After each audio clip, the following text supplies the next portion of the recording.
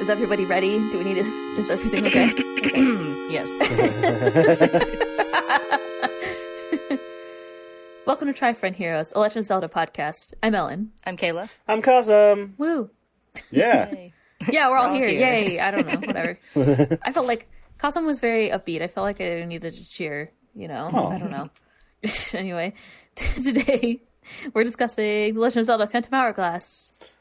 Yay. Is that also... Wait, no, hold on. No. Next time. Not yet. Next time. God damn. Spoilers. I guess an hourglass doesn't make noises. It's just like a, sand It's falling like the gentle tinkle of sand against the glass. The symbol of time slowly marching forward. Yes. The inexorable march toward our mortality. Hey. Anyway, in The Legend of Zelda Phantom Hourglass, Link must partner up with a sailor named Linebeck to sail the seas, collecting pure metals to create a sword that will enable him to defeat the evil Bellum, return the Ocean King's power, and revive his friend Tetra, who has been turned to stone by the ghost ship. But was it all a dream? Was it? Was it? I don't know. Let's talk about it later. This direct sequel to Wind Waker was released in 2007. When I was in high school. We all were in high school. Yes. Yeah. The DS came out. That happened. You're so young. Yeah. So young, so high school. I don't know, were we young? I feel like we used to be like, this game came out before I was born, and now we've proceeded to the point where this game came out when I was in high school. So anyway, but this game, it was critically acclaimed, as usual. I feel like every Zelda game, every time I write this intro, it's like, even Wind Waker was like critically acclaimed, but questionable reception. That was like the worst out of all of them. Most of them were like super high praise. And I think this game also had very high praise, and it sold actually slightly more copies than Wind Waker. It sold 4.7 million copies, and Wind Waker was like 4.43 million. So way more people had a DS than a GameCube. Yeah. I think we talked about this last episode because I went down a rabbit hole of if I didn't edit it out, but like the PS2 was the most selling console, is the highest selling console of all time. The second highest selling console of all time was the DS. And I don't know exactly how this is from a Wikipedia article, so I don't know how like they combined all the types of DSs together, because I assume that covers the DS, DS Lite, and DSi. And I don't know if that covers the 3DS as well. I think 3DS was separate in the list. Yeah, I think the 3DS is a separate console, but it should be treated as a separate console. I just don't know how. But yeah, everyone and their mom had a DS for a while there. Even like you gotta play Brain Age. Boring business non-game people were playing Brain Age and shit. Yeah, exactly. Nintendogs. Stop. Did I look at the top? Hold on, let me look for the top games really quick. Top Pokemon. Yeah, of course. That's one of the high-selling games of all time. Top Nintendo DS games. Plus, there are a bunch of like learning games, not just Brain Age, but Brain Age is number 4. Okay, so it was New Super Mario Brothers, Nintendogs. Nintendogs is number 2. And it says all versions because there's like multiple editions of Nintendogs, right?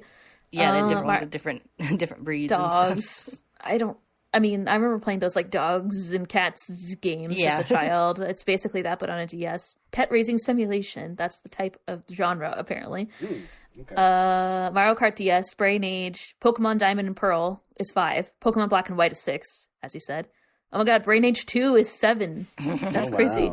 And then Heart Gold and Soul Silver, and then Animal Crossing Wild World, and then Super Mario 64 DS. That sounds right. Wow. All Marios. I'm not surprised by any of those entries. I'm not either. I'm kind of surprised by Brain Age 2, but I knew Brain Age was really popular. There was like TV ads and stuff. Platinum. Pokemon Platinum's only 13. How sad. And Pokemon Black 2 and White 2 were 12. Yeah, the 3rd edition never gets as many, even though it's better. Yeah, what about... Hold on, let me try to remember one. Emerald? That's a one-off one, right? I did it. Because it was... Ruby and Sapphire. Ruby and Sapphire. I was going to say whatever red and whatever blue. Ruby and Sapphire. Yeah. Platinum was a vast improvement. Unpopular opinion, but I really didn't like Diamond and Pearl the first time I played them, but Platinum was so much better. Fighting words. I was going to say that when we get to talking about the DS, like the game that I played most on the DS was Pearl, probably, which doesn't have any touch controls as far as I remember. At least you're not required to use them, as far as I remember. No, it's got the little bottom screen that's got like your little watch thing. But they didn't really do anything with remember that. This. Yeah. Yeah, I don't remember that. I remember spamming the A button because that's what Pokemon is. Ooh, Zelda is 17. The You Legend of gotta Zelda hold Phantom B Hour is up 17. and right to make the Pokeball work better.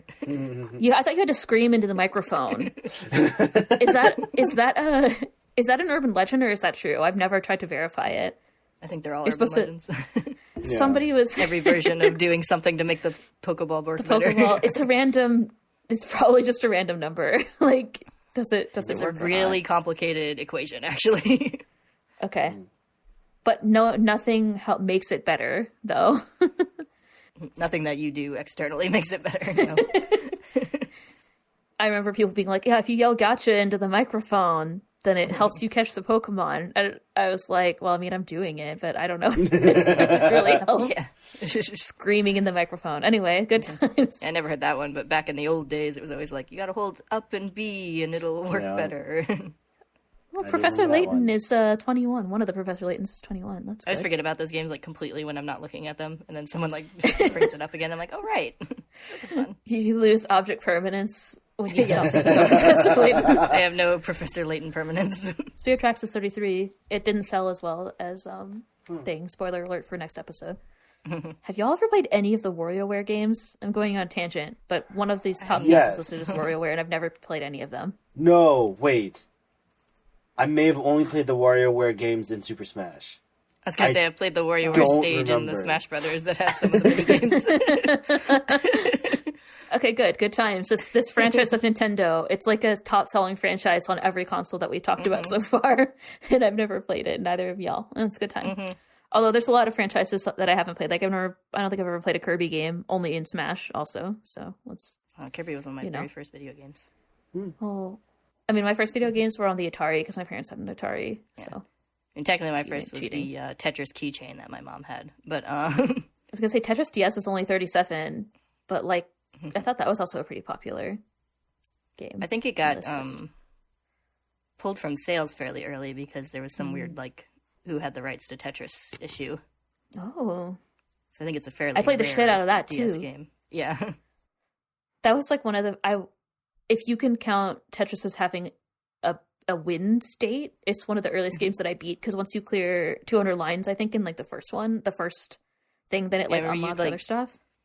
Yeah, you were like talking at the time. You were like, I beat Tetris. I beat didn't know you could Tetris. beat Tetris. No, I didn't realize something would happen at a certain point. I thought you just play indefinitely until you get a score, but no, there was like there's a win state in that version of Tetris at least, which is hilarious. Oh, didn't know that. Yeah, I don't remember what happened. So that was anyway. I played the shit out of that game too. So it's Kirby Squeak Squad. Yeah, my first games were Pokemon Red and Kirby's Dream Land 2 on the Game Boy. I think Bought those are them at good. the same time with my savings. Well, I asked for a Game Boy Color for my birthday, so I did not purchase it myself. And I think Jane must have asked. My sister must have asked for an N64 because I also did not purchase that myself. It just appeared one Christmas. So It was one of those like early money lessons from the parents where they wanted me to like, carefully think about if I wanted to use my money for this thing, and then you're like, they yes, wanted God damn it, let me use my Game Boy. By the way, this is a lifelong So then they got addiction. the money out, and we went to the store, and I got the Game Boy and picked two Did games. you get the color that you wanted? I had to compromise on the color because I didn't have the one that I wanted at the store. But we get off. Get off. He just turned on the sticky keys. How dare you? He's sitting on my keyboard. Don't sit on the shift bar. Yeah, I got Jeez. the see-through space. purple one. Nice. Ooh, my sister had the see-through purple one. I wanted the lime green one, but they didn't have it, so I got teal. But then at some point, I sold that. Like I traded it into GameStop, and so. But in my adult days, with my money, I bought myself a lime green one because I can. You're like, take that, child me. Yeah, take that, child me. Take I that, don't have Toys to R Us compromise in the anymore. 90s. Yeah, I don't have to compromise to get what I want. I can wait. Well, they were like, you can wait for a green one. And I was, in my tiny child mind, I was like, absolutely not. Like, I need instant I want to play gratification. Pokemon. Exactly. I was like 8. I mean, I still need instant gratification as an adult. That hasn't changed, to be fair. Yeah, that's the only problem with online shopping. I'm like, but I want it now. I want it, but then it's like, I want it now, but it'll come to my house in sometimes less than 24 hours. So that's fine. I can sometimes wait. Blah, blah, blah. I talked about this. I talked about this. Oh, I saw a lot of anecdotes. I was just, this game released in 2007 and it was for Nintendo DS. And then it was re-released on the Virtual Console in 2015 or 2016, depending on the location that you live in. And I think the DS Lite came out in 2006, if I'm not mistaken. Maybe I read that. Did I read that? Well, I don't know. I'll fact check myself, and then if it's wrong, I'll delete it. But I read anecdotally, there were a lot of people commenting when I finished the game, but I was looking at videos to like listen to the music again to write notes, and a lot of people were commenting like, "Oh, this is my first Zelda game. This is my first Zelda game." So it seemed like a lot of people's first exposure, anecdotally at least, was to this game, which is pretty interesting. That makes sense. And as you said, everybody and their brother had a DS. Popular handheld console, yeah. It was a popular handheld console with a popular IP, right? So Yeah. I am not surprised, but I just thought that was interesting. Anyway, now it's time to seamlessly segue to Kayla, according to my notes. Right. I was just thinking that we record these, they're quite spaced out, even they're released quite spaced out, but also we record them in there's a long time in between so we can play. And I was like, man, it's really hard to continue to have like continuity jokes in this podcast because it takes so long in between recording, but we haven't. That has been one joke that has maintained continuity, whether our listeners like it or not. So. Anyway, it's time to seamlessly segue to you. We could probably do a it's been 0 days since our last child dismemberment joke. They get pretty close in these games. Yeah, these have Toon Link, so he's definitely a harm child. to children, at least. Mm-hmm. They're like, you can do it. We're all counting on you. Every time they said we're all counting on you, I was like, I just want to tell you both good luck. We're all counting on you. even Ciela is like, we're counting on you. I'm counting on you. And it's like, oh my god, even the fairy is counting on me. No pressure. Like, I'm 12. I just came here to get help for my friend who was turned to stone. I don't want to be involved in this nonsense, but that's the life that Link is cursed with. So, I mean, the adventure that we're here to go on together, right?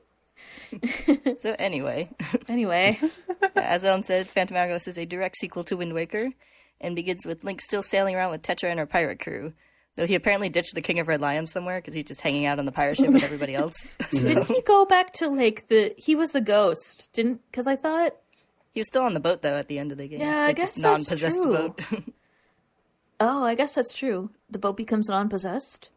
Mm-hmm.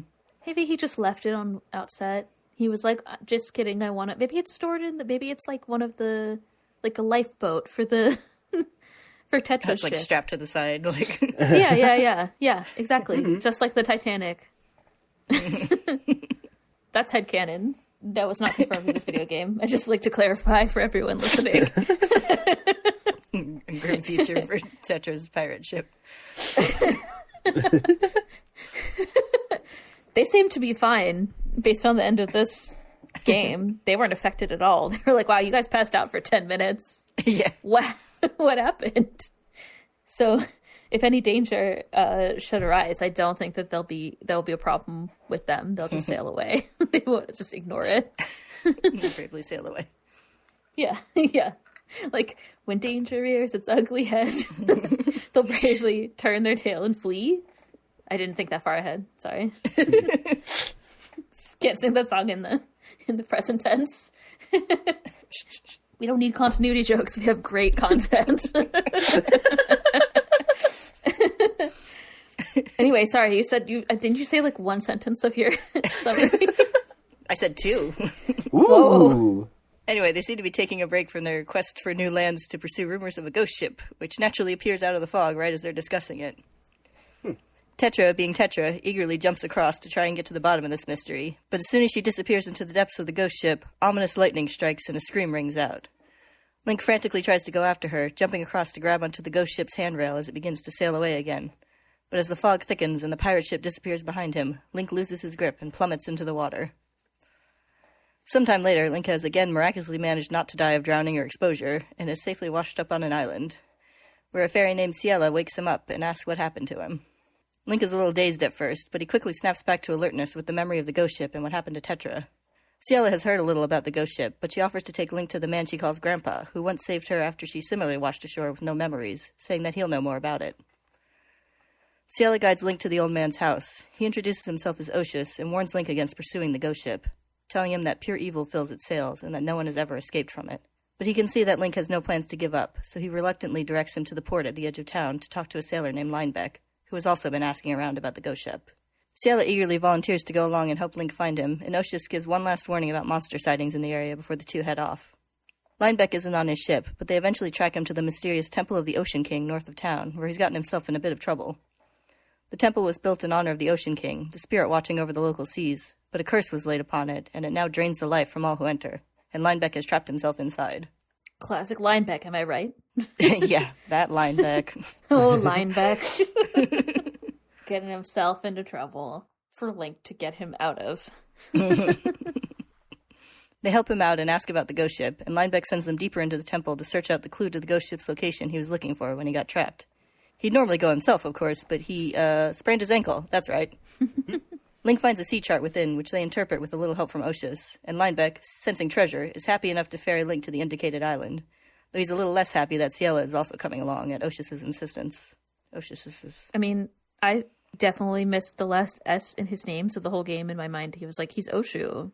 But Oshu makes way more sense. They travel to the island and eventually journey through the temple at its heart to defeat the dark force haunting it. This releases both a fountain of shining golden sand and a red fairy that introduces itself as the Spirit of Courage, who is locked away with the Ocean King and wants to accompany Link to find out what happened to him and the other two spirits. With a clear goal now, they head back to the Temple of the Ocean King to find their next clue. Link is ready to rush right in, but Linebeck stops him. Not that he has any objections to Link risking life and limb instead of him, but he questions how Link can make it deeper into the temple while it continues to drain his energy. Fortunately, Oshus arrives with a solution. He directs Link to take the hourglass set in the altar above the temple's entrance, which is filled with golden sand. Oshus explains that Link's life force cannot be drained by the temple as long as sand remains in the top. He also explains that powerful monsters like the one Link just defeated hold more of this sand, and defeating more can grant him more time within the temple. With this new tool, they continue their search, finding clues within the temple and journeying through the dungeons they lead to, defeating the dark forces within. They free the Spirit of Wisdom without too much trouble, but when they find the Spirit of Courage, something seems odd. The fairy drifts listlessly through the air and doesn't speak. It also looks exactly like Ciela. No points for guessing this twist. Oshus meets up with them outside the dungeon to reveal that, dun-dun-dun, Ciela is, in fact, the Spirit of Courage. No way. Her memories and powers were locked away in the odd spirit they just freed, and Oshus helps to rejoin the two halves and restore Ciela to her true self. The other spirits greet her happily, and with their powers combined, they can now guide Link to the ghost ship. They chase it down and board the eerie vessel, where Linebeck very quickly opts to stay up on deck while Link delves deeper in search of Tetra. He finds and defeats the dark creatures occupying the ship, but he finds that Tetra has been turned to stone. While Link frets over this, Oshus appears again to tell him that the evil of the ghost ship drained away Tetra's life force, and he finally settles in to explain the full story to Link. Oshus, in another shocking reveal, is actually the legendary Ocean King. What? Yeah, the mysterious old guy with a name that sounds exactly like ocean. Right. Not if you think his name is Oshu. Some time ago, he was attacked by an unfathomable evil known as Bellum, which drained his life force and trapped him within the Temple of the Ocean King. It used his power to create monsters and spread evil across the lands. With his strength greatly diminished, Oshus split himself as Ciela had done in a last-ditch effort to escape. He created the hourglass so he could enter the temple and study his foe, waiting for an opportunity to strike back. He adds that the ghost ship was also a trick of Bellum, used to lure in people so he could drain their life force as well, and that Tetra, being such a bold and vibrant soul, was particularly irresistible to him. But Oshus senses that Tetra is still alive, and if Link can defeat Bellum before his life force is fully depleted, he should be able to restore her. Linebeck, of course, zeroes in on the most important detail here, that if the ghost ship was just a trap made by Bellum, then there's no actual treasure to be found. Oshus confirms this, and Linebeck throws a little temper tantrum, but he's convinced to keep helping Link on his journey when Oshus offers to grant him a wish when it's all over. So Oshus sends them all, including Statue Tetra stowed safely below deck, off to see a blacksmith named Zaus, who supposedly knows how to defeat Bellum. When they meet him, Zaus explains that they need a special weapon in order to defeat Bellum, the Phantom Sword. Zeus is capable of forging this weapon, but he needs the 3 pure metals, which were gifted to 3 tribes by the Ocean King long ago. So back they go into the depths of the temple to find more clues to seek out these 3 tribes. Link then finds and helps these tribes, and their leaders gift him with the pure metals, which he brings back to Zeus so he can forge the Phantom Sword. With the sacred blade in hand, Link descends into the depths of the temple one last time to face Bellum. After a long fight, and with the help of Ciella's fully awakened spirit powers, the beast seems to fall, and the temple begins to crumble around them. But fortunately, Oshus' power has started to return, and he is able to teleport Link and Ciella to safety on Linebeck's ship. Also fortunate, he is now able to return Tetra to normal. The 2 friends happily reunite, with Tetra saying that she was dreaming of Link's journey to save her while she was trapped. But this happiness is short-lived, as Bellum was only mostly dead. He was very nearly dead. His freaky eye tentacles drop down into the ship and grab Tetra and drag her away again. And then he merges with the ghost ship to try and make his escape. Linebeck quickly takes the wheel to steer his ship after it, with Link manning the cannons to attack as they pursue. After a short chase, Bellum is driven from the ship, which begins to sink. Link and Linebeck climb aboard to find Tetra lying unconscious, but Bellum still isn't quite done. He emerges violently from the wreckage, smashing Linebeck's ship and grabbing both Tetra and Link up in his tentacles. The Phantom Sword flies from Link's hand and lands near Linebeck, who finally proves that there's a hero underneath all that cowardice by taking up the sword himself and striking out at Bellum, shaking in terror all the while. He did it. He did it.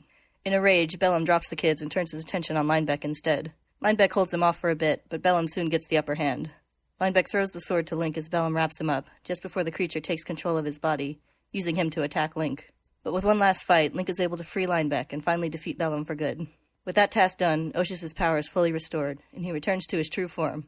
A big ol' whale. That's exactly how it's described in the lore of the game. Actually, in the lore in the game, he's just suddenly a whale, and it's like, what? But he's a whale with realized eyebrows. how many giant whale spirits there were in the Zelda universe. Mm-hmm. How many more? Well, This is our second, and I know there's at least one more. Well, there's Javu. Yeah, it's like then if you count He's a Javu. fish. And Javu. It's a giant whale fish. I mean, you go inside him like a whale. As you do. Question. I was thinking. I didn't. What I meant was like Pinocchio, but what I said was like a whale. You know, classic multiple stories of going in whales? Question mark. Don't make me Wikipedia this. I will. Didn't one of the saints or something do that? Like in Zelda or in No, biblical. biblical. Jonah is thrown Jonah, overboard and yeah. swallowed by a huge fish or whale. Yeah. I was gonna say, are we still talking about? I don't know. Going You inside got to the end whales of the or- story. Can I fit? I've got a couple more sentences.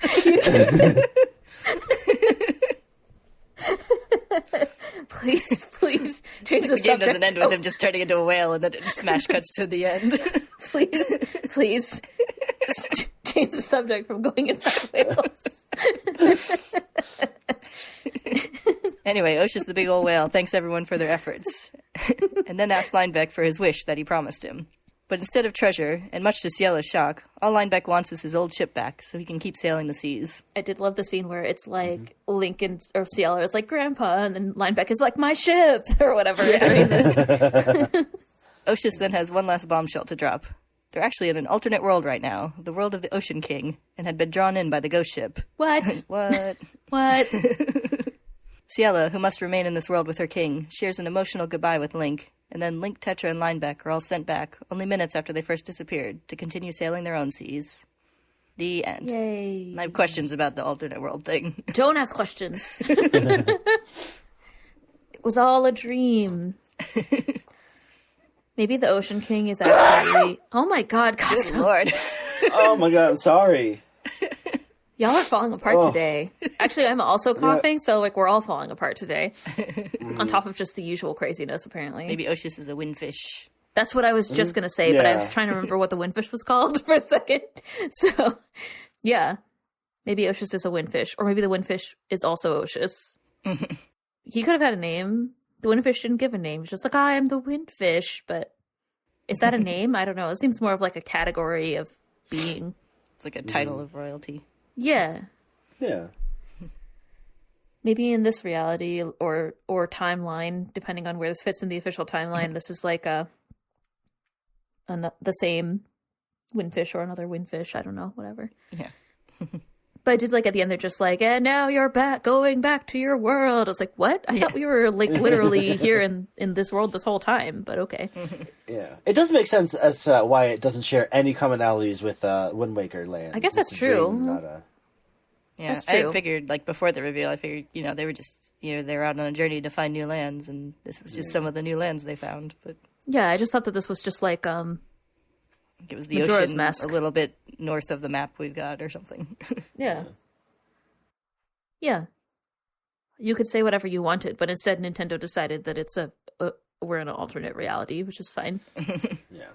So I was talking about this with Ellen a little bit before we recorded, but so Link and Tetra got swept in to the alternate world pursuing the ghost ship, so that makes sense enough.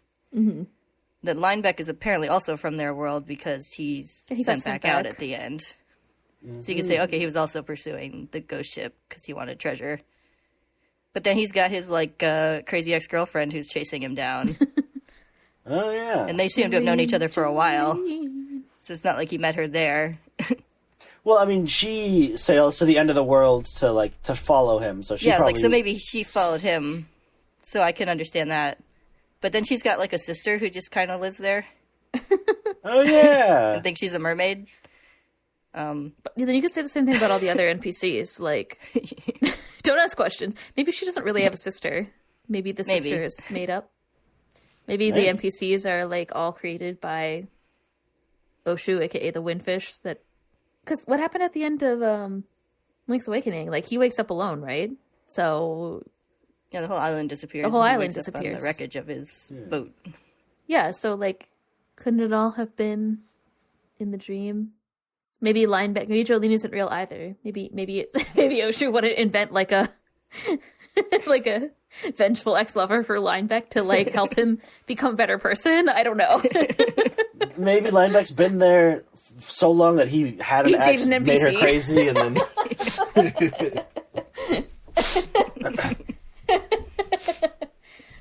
I buy it. Yeah, because Linebeck, it's not like he's there at the beginning of the story, like when in the inciting incident of the story.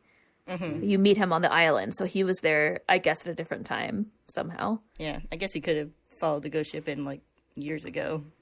Yeah. So long ago that he has a crazy ex-girlfriend. He's got a whole backstory in this alternate world. Maybe she's not even real. Maybe none of it's real. He wakes up on his ship and is like, wow, that was a crazy dream. I don't know. All good questions. Yeah. Questions that we don't like, need to know yeah. the answer to. Like mild spoilers, he has a descendant in the next game, so What? he's obviously like stays in this world and is real. So I think he's real. yeah, I don't know about Jolene though. Mm-hmm. She seems Jolene's like questionable. she seems like an NPC created by Oshus. He's just like, it'd be funny. Well, and then her sister describes her also as like cosplaying as a pirate. I don't know if it's like literal or like she's really a pirate, like Linebeck. I don't know. Mm-hmm. But in the I don't remember if it's in the sister's dialogue or like the letter, but she's like, "Oh, my sister, she loved dressing up as a pirate." It's like she almost killed me. So like, is she a pirate or not? I have questions. I was gonna say she has a ship, but she's decent with a sword, so that's like. Well, her sister has a tail, 70%. so. So I guess at least 70% on your way to being a pirate, I think. There's like Maybe she just resents like how she keeps being told that you're cosplaying as a mermaid. It's like, well, you're cosplaying as a pirate. So there. Yeah, Yeah. maybe she's trying to. I don't remember the sister's name. Do either of you remember? Joanne or Joanna. Oh, I think it is Joanne, something like that. Yeah. But anyway, whatever. Yeah, so she's just jealous of Jolene. Is that what you're saying, Cosm? Yeah. Yeah. It makes as much sense as Jolene not being real, so it all makes sense. Is what I'm trying to say. I could have done without Jolene, but I did think that her sister as an NPC was really funny. Like the inclusion of her as another NPC was funny. I like Jolene just for the fact that Linebeck hides in a box and makes you fight her. Yeah. He's like, she was back. Anyway, here you go. Here's $10. Like what? Like I was Like fighting at the for end my when life. she's like trying to like And she's like trying to give you encouraging words or whatever, and then she's like, "You in the box, also listen." Yeah. She's like, "Oh, I guess I'll have to settle for fighting you again." I think we were also talking before we started recording about the note, because we were talking about the signature, the like how you have to sign. Yeah. And I was like, "Yeah, how come I have to sign for this death threat?" Like the last note that she sends is like, "Meet me out at sea." It's like, okay, I guess. And then at the end of the dialogue, the male guy's like, "Sign for this." I'm like, "I don't want to." Yeah. Yeah, it's like Jillian wanted package tracking and confirmed delivery on that death threat. Yeah, she needed confirmation Make sure you on got her it. death threat. She needs to know that her message has been received. Oh, Linebeck. He's a fun character. I don't know what I meant in my notes, but my first note says "save Linebeck, lol." I don't know what that means. Just I know that you save him at the beginning, but like kind of constantly throughout the whole game until the end where he stabs Bellum in that one scene during the last fight. But I don't know. Linebeck is just a whole lol. It's just like you mentioned it a little bit in your summary, but I really loved the cutscenes in this game. It has like the best cutscenes of probably any game, at least. It has really good comedy. comedic timing. They're like multiple really like laugh out loud moments in the timing, and things that I didn't expect. Because Zelda, so we just played Twilight Princess. Yes. So Twilight Princess is like the exact opposite of this game. It's like in pretty much every way, but particularly in that way, because everything is like super serious. Everybody is like everything. The world is, like in this crisis in the game. Like multiple worlds are in crisis actually in the game that you have to like make everything right, because the Twilight is also fucked up. So there's a lot of pressure in the story. In this game, I mean, like the pressure comes from from Tetra being turned to stone, but like there's a lot of opportunity for comedy because of the characters. And so in the background in like a lot of scenes, like the scene I sent it to our chat when we were preparing, where Tetra's turned to stone and Linebeck like drops her in the background and stuff. It's so funny. It's like Francis is like leaning on her while he's like listening to all the like serious like lores dialogue, and then he like knocks her over and he like looks frantically back and forth, and then he like picks her back up and is like dusting her off. The greatest thing about it is like, and then it's like programmed. as Link turns around, he like acts totally casual. So some of the scenes just like kept going. There was one that I wanted to send you, but the animation stopped before I could take a video or a photo. But in that scene in particular, they actually took care to like his movements are like animated in a loop, and then it doesn't progress until you advance the dialogue box. So there's like 3 or 4 different scenes happening in the background where he's like leaning on her and then trying to catch her, and then he looks around awkwardly, whatever. It's really, really funny. It's so good. And there were a bunch of other cutscenes, but that one was one of the funniest ones, I thought. Like, oh my god, my friend turned to stone, and then Linebeck drops her. Yeah, it's the part I like remembered distinctly, even after I hadn't played this game in years. I was like, I can't wait for that funny cutscene. That time where Linebeck drops I also like the Tetra. Yeah, but also like the like where they were playing with the little the jingle, and like Link gets an item and holds it over his head, like in the beginning when like Linebeck shakes him for a while and he's all dizzy, and then he's like staggering around as he holds up the key. Yes. And then when he goes to like hold up the hourglass, and Oshus like snags it right away, and it cuts the jingle short. Yes. All of those are all perfect. Every single one of those times was perfect. I was just looking at my phone to see if I took any other photos of any of them, but yes, all the ones. Yeah. I also liked when Tetra's like turning back to normal, and Linebeck just like bodily picks Link up to carry him over to there. Oh, well, He's also like, that scene has when Oshus is like transporting him out of the dungeon, he falls in like slow motion, which is really funny at the beginning too. I don't think any Zelda cutscenes that we had so far had slow-mo that I can remember off the top of my head. At least not comedic slow-mo, for sure. Yeah. That one was really funny. There's like credits for the cutscenes and like the cutscene direction, so I'm not surprised that there's like a kind of like a substantial amount of direction, I guess is what I'm trying to say. Yeah. I think this being a like direct sequel to Wind Waker and in that style worked really well for that, because they were able to translate the Wind Waker style pretty well into the much simpler hardware, and so like the characters are still really expressive, and it works really well in the cutscenes and everything.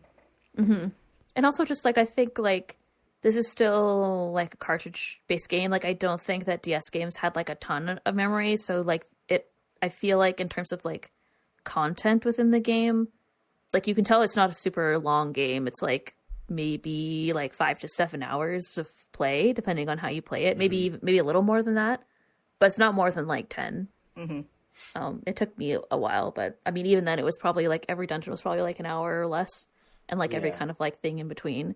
So I think like the cutscenes were used to like add additional sort of like content and story in the game, which is nice. I mean, I guess cutscenes are normally used to add story in a game, but like in this game in particular, like it adds a lot of character to the game that I think like wouldn't necessarily be there.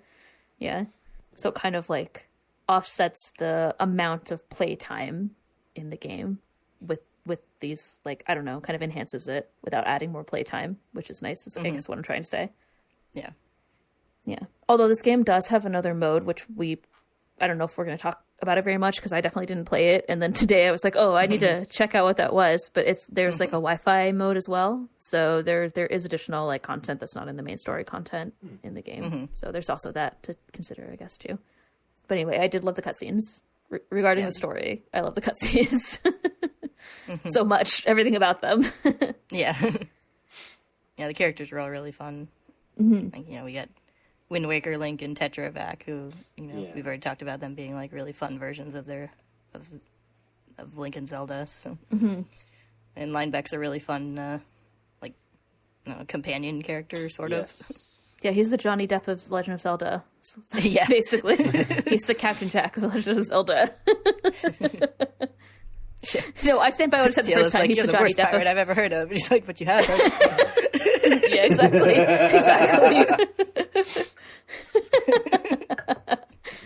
I stand by what I said. Oh, yeah, we already talked about Jolene, who is also hilarious. Yeah.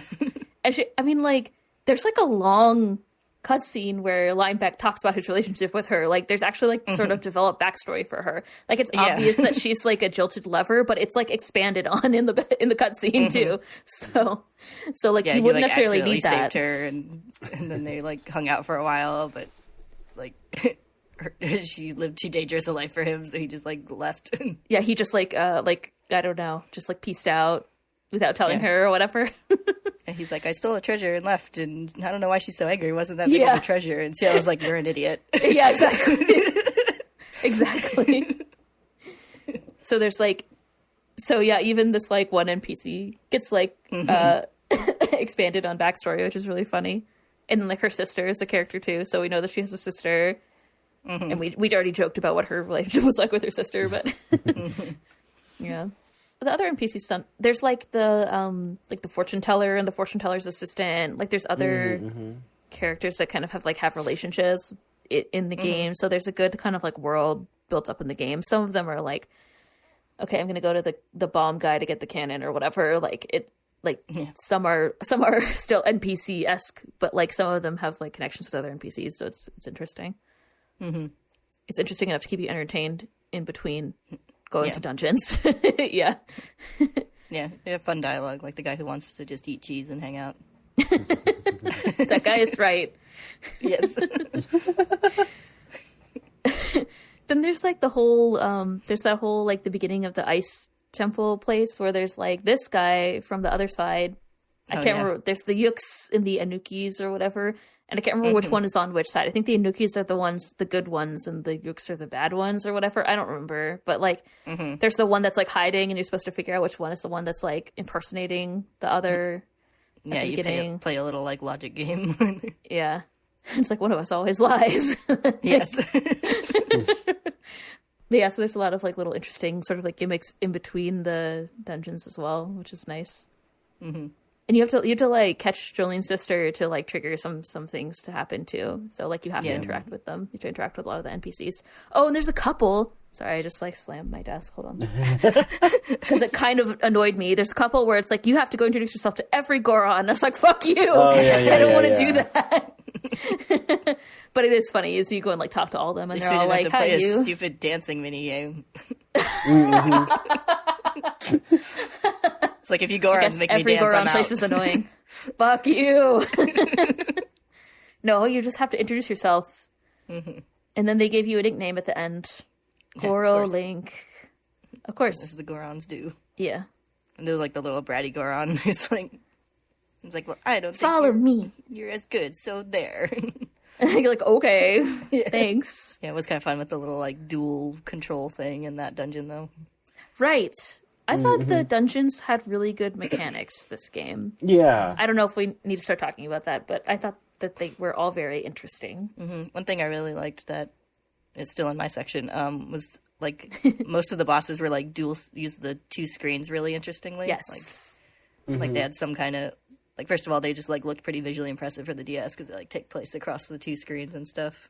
Yeah, that was pretty rad. But they have something where like something's happening on the top screen that you need to pay attention to, and like there's the guy where you have to like link the 3 parts together in the right order, and then there's one where you have to like shoot something up in the right with the right timing to hit the guy on the top screen. And Our favorite enemy Gleeok was back as a boss. And I was like, yay, it's Gleeok. And then I was like, oh, I can't do this fast enough. But you have to like bounce the one side's thing at the other side's head or whatever.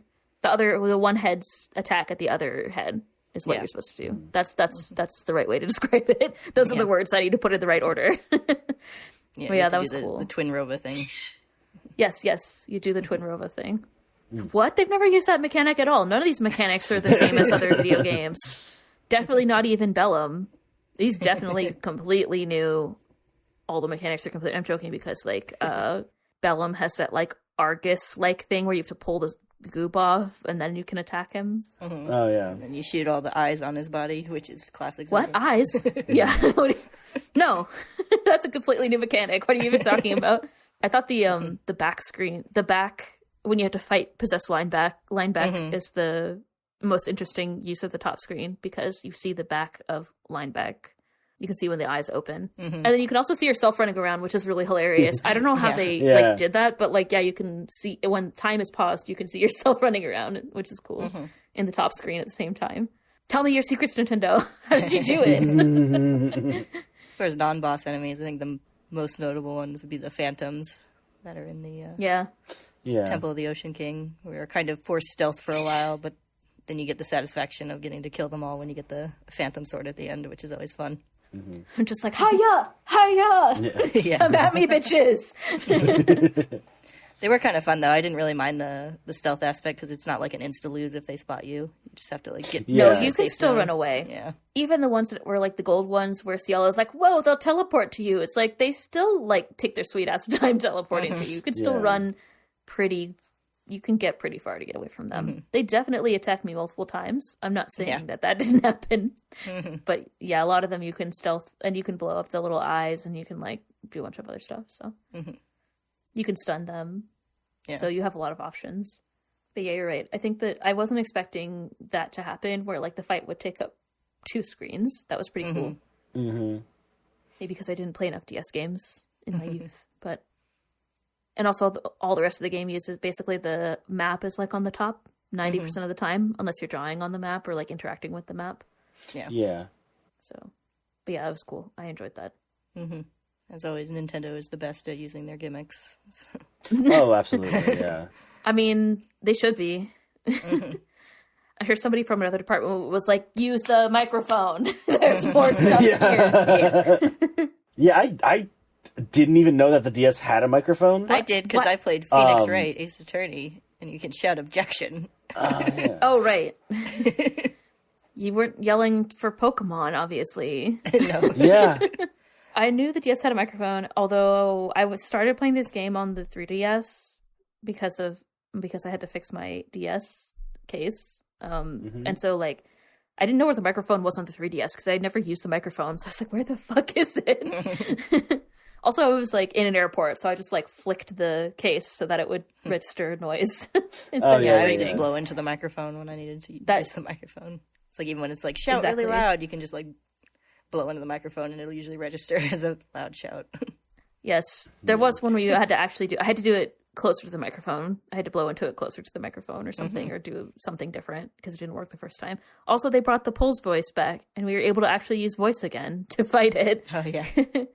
I was like, what's this giant weird rabbit? Is that a Pole's voice than it was. I was like, oh, exciting. Because I think we talked about this a long time ago, but I think the Famicom had a microphone. So you remember the Pole's voice from probably not the original Legend of Zelda, probably maybe it was the Super Famicom that had a microphone. I think it was the original. Maybe it was. Yeah. And basically the only way that you could attack them without a microphone was arrows, so you had to have a bow and arrow before you could attack them. Yeah, it's like they changed their weakness because the NES didn't have a microphone. But they kept the like hint that you needed to use the microphone the same in the game. So. Exactly. So they brought that back in this game because it has a microphone, which is amazing. And then the other gimmick was, there's a lot of like all the controls with the stylus, but there's the one puzzle where you have to fold the DS closed. Oh yeah. Yeah. And so I was reading, because as I do, I was reading the technical architecture summary that Rodrigo Copetti writes every time, because I read them every time now, except he hasn't done more recent consoles, so I think I'm running out. I think this might be the last one. I forget. Anyway, but like I was trying to read it because I was like, I wonder what like sensor they used to tell the hinge was closed. Also, I was thinking about it because I had taken mine apart and put a new shell on, and I didn't remember seeing an extra like sensor for that. So apparently, I learned this is interesting. There's a magnetic sensor. There's like a magnet in the ABXY button area, and then speakers all have magnets. So when you close and the speaker touches it, that's how it knows. So you can test it by like waving a little magnet above the ABXY buttons, just like a fridge magnet. Yeah. So I learned. I thought that was interesting. I was like, well, there must be another like pressure sensor or something, but no, it just uses a magnet. I know. Crazy how they like engineered this console. Yeah. But yeah, it was pretty cool. So that was something new I learned. So it has the 2DS or the DS, 2DS. Wow, the DS and the DS Lite or whatever. It has two screens. It has a microphone input, as we talked about. Has two speakers. Microphone. It has a headphone jack, and then it has this like magnetic sensor also. And it also had Wi-Fi, which you could use for the like local play for like the multiplayer mode, the like battle mode. It's kind of an interesting console. But yeah, so anyway, so I was also used to the puzzle, which was cool. Was the battle mode something where you could, like, one of you played as a phantom? Yeah. So the way that it works, I didn't play this because nobody else in my local Wi-Fi area had an extra cartridge. Yeah. I think Mike does have a DS. We probably could have played it if I got another cartridge. Well, actually, I guess you can probably do local play. Because the DS also had a thing where you could like transfer a game like temporarily to another person's console. Oh yeah. But I haven't done that in a long ass time, so I don't remember how to do that. But I don't know if this game supports it. Yeah, I remember there was a couple games, and like you could with Pokemon, you could go visit people's secret bases in Pearl and Diamond, which I enjoyed a lot. I think you both had to have the game though. Yeah. Okay. So the way that the battle mode worked, as I observed / read because I didn't play it myself, is that it's 1-on-1, so it's not like multiplayer, it's just 1v1, and it's kind of like a capture the flag kind of game. So there are these levels that are very similar to the like Ocean Temple, and then there are spirit gems or whatever they're called, and you have to pick them up. Force gems. And I think whoever picks them up, Force gems. Force gems? I thought you meant like Star Wars for a second, and I was really confused. Yes. There are Force gems, and then I think whoever picks up the most at the end of the rounds wins, but you switch. So sometimes you're picking up the gems and you're Link, and then sometimes the other player controls 3 different phantoms in the room to try to intercept you and keep you from collecting the Force gems. So that's how you play. And then the levels have like different layouts that give different advantages or whatever. And there's like safe areas so like you can see, I think if you're playing the phantoms, you can see Link on like the map from above, and if you're playing as Link, then you see the room, if that makes sense. I found a video. I can send it to y'all if you want to see it, of someone playing it. So when the person is in a safe zone, when the Link player is in a safe zone, then the person playing the phantoms can't see them. So it kind of gives them a little bit of advantage to hide for a second, basically. But yeah, it was pretty interesting. Apparently, I said this game had good critical reception because people liked the main game and all the different controls, but I think some apparently what I read was that some critics were not super happy with the online play, which is kind of weird because it was fucking like 2007, so I don't know. I mean, it seemed like a reasonable game to me, but whatever. Hot takes. All my hot takes were like, it's good. So, yeah. I think it's weird when people like take away points for like an add-on anyway. Yeah. Also, like Nintendo never Bonus has good feature. online If you don't like shit. it, no harm, no foul. Right. Yep. But I love Nintendo with all my heart. I'm saying this with with the most fond love for Nintendo in my heart, but like they don't fucking know how to do terrible online at online. anything. Yeah. It's so crazy. Yeah. Every time they do an online thing, it's like, how did you think that this was like something that makes sense? Like it's so it's not surprising. It's just, to me, at least, I never expect to have a good online experience with Nintendo. I just go in with that expectation. And when it does work, it's like online magic. Experience is a really good online experience for Nintendo. So. Like, yeah, exactly. Like when they started doing online for like the newer Mario Karts, like Mario Kart 7, Mario Kart 8 or whatever for Switch, and it just like works online and you can like play with other people who are your friends. It's like, wow, you did it. You made an online experience that just works. But then when I had to transfer you have to download an actual app to transfer your memory for your fucking Animal Crossing island from one console to another. Like, don't even get me started. And like I said, I love Nintendo, but it's just like, you can't compare them to like other online experiences because it's just like, it's just not what they do. Like, I don't really get it. It's just not their priority. Yeah. No. And the main game is really fun. So I don't know. I guess critics are looking to evaluate things critically, but it's like, I don't know. It's Nintendo. You have to look at it with your Nintendo lens, I feel like, a little bit. Yeah. It's like, I don't do very much online play, so it's never bothered me. But yeah, if that's your priority, Nintendo's not your system. Well, let's say, like, if you also compare the DS to a PSP, which was probably, like, the competitor at the time, right? Because that was, like, 2007, 2008 or whatever. So, okay, but, like, the PSP doesn't have a stylus. I don't even know if it has a microphone. Like, it has... I don't know, like, it doesn't have two screens. It's a completely different experience. And so people are sort of comparing, when you compare Nintendo to like another console, it's like apples and oranges. Like they're not really the same. I don't know. Yeah. It's interesting, but whatever. Listen. Yeah, Nintendo's just always kind of doing its own thing. It's not really trying to compete in the same way that like Microsoft and Sony are.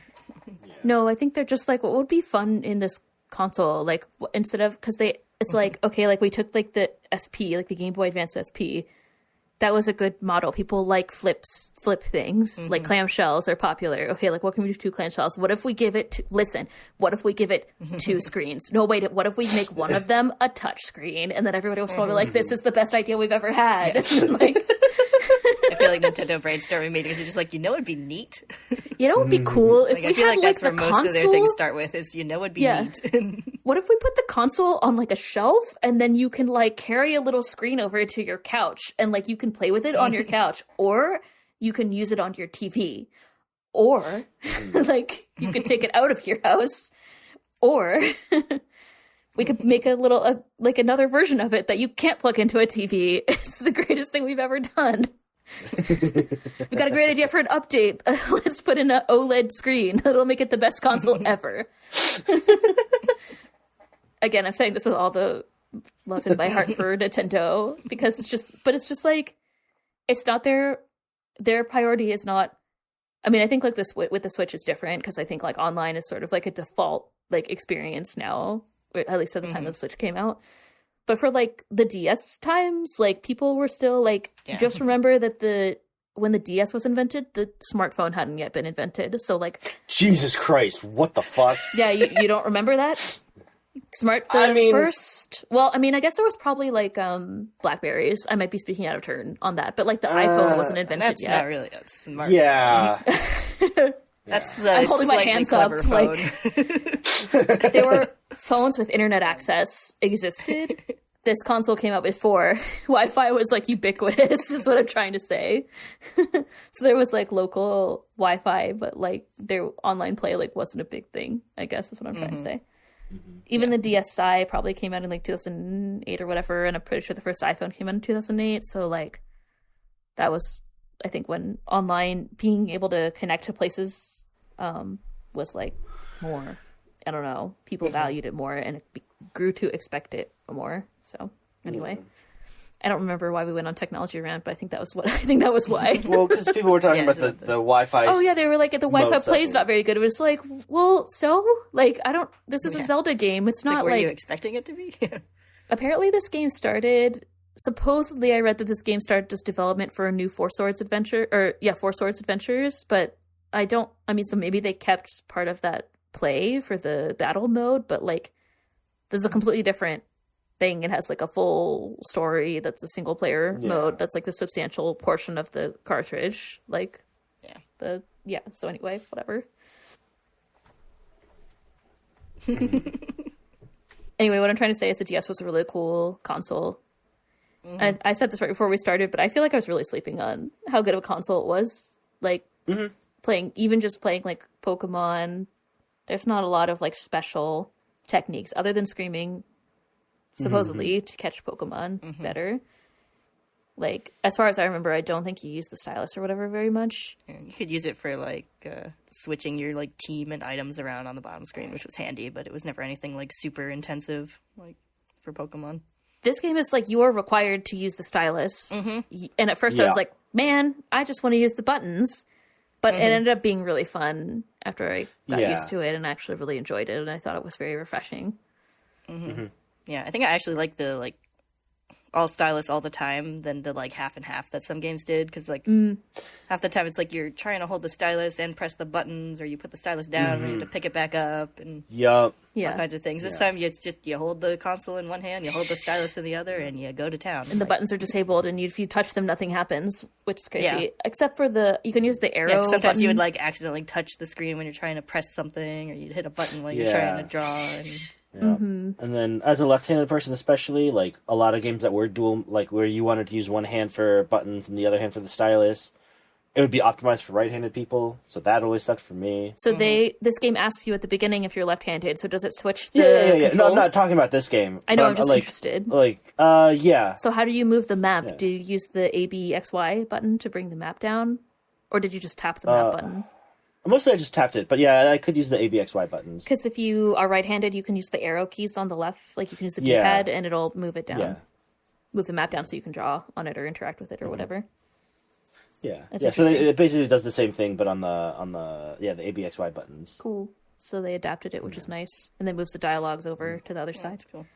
Yeah, it was fun. I think all the like drawing on the screen stuff was fun too. Like, it was like, I don't think any of the puzzles were like really complicated, but you kind of felt smart because you're like taking notes and making notes on the map and stuff. It's fun. It's like, oh, this, you have to press the second switch first, and then this one, and then you like label them. And the only one that bothered me is where you had to like make that X on the island, because I made it. And, like, I was like, okay, it could be literally anywhere in this entire, like, and, like, I like, got through the whole thing. I'm like, what the fuck? And then I looked up a guide on how to do it. And I'm like, oh, it's like this one, like, I went everywhere past this. But, like, I just need to move one square to the left. And then, you know, it was by that tree and everything. And, But, yeah.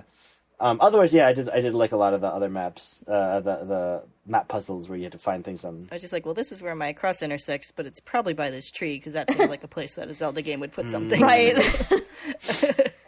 Our knowledge of Zelda games is now helping us, because there was like very little time that I needed to look anything up. Like, I looked up who the imposter was on the ice island, because I just didn't want to waste time, because I was trying to finish it. I didn't really care that much, but most of the other puzzles were just like, you read a tablet and it's like, okay, this one first, this one second, or whatever, and it's very easy to see.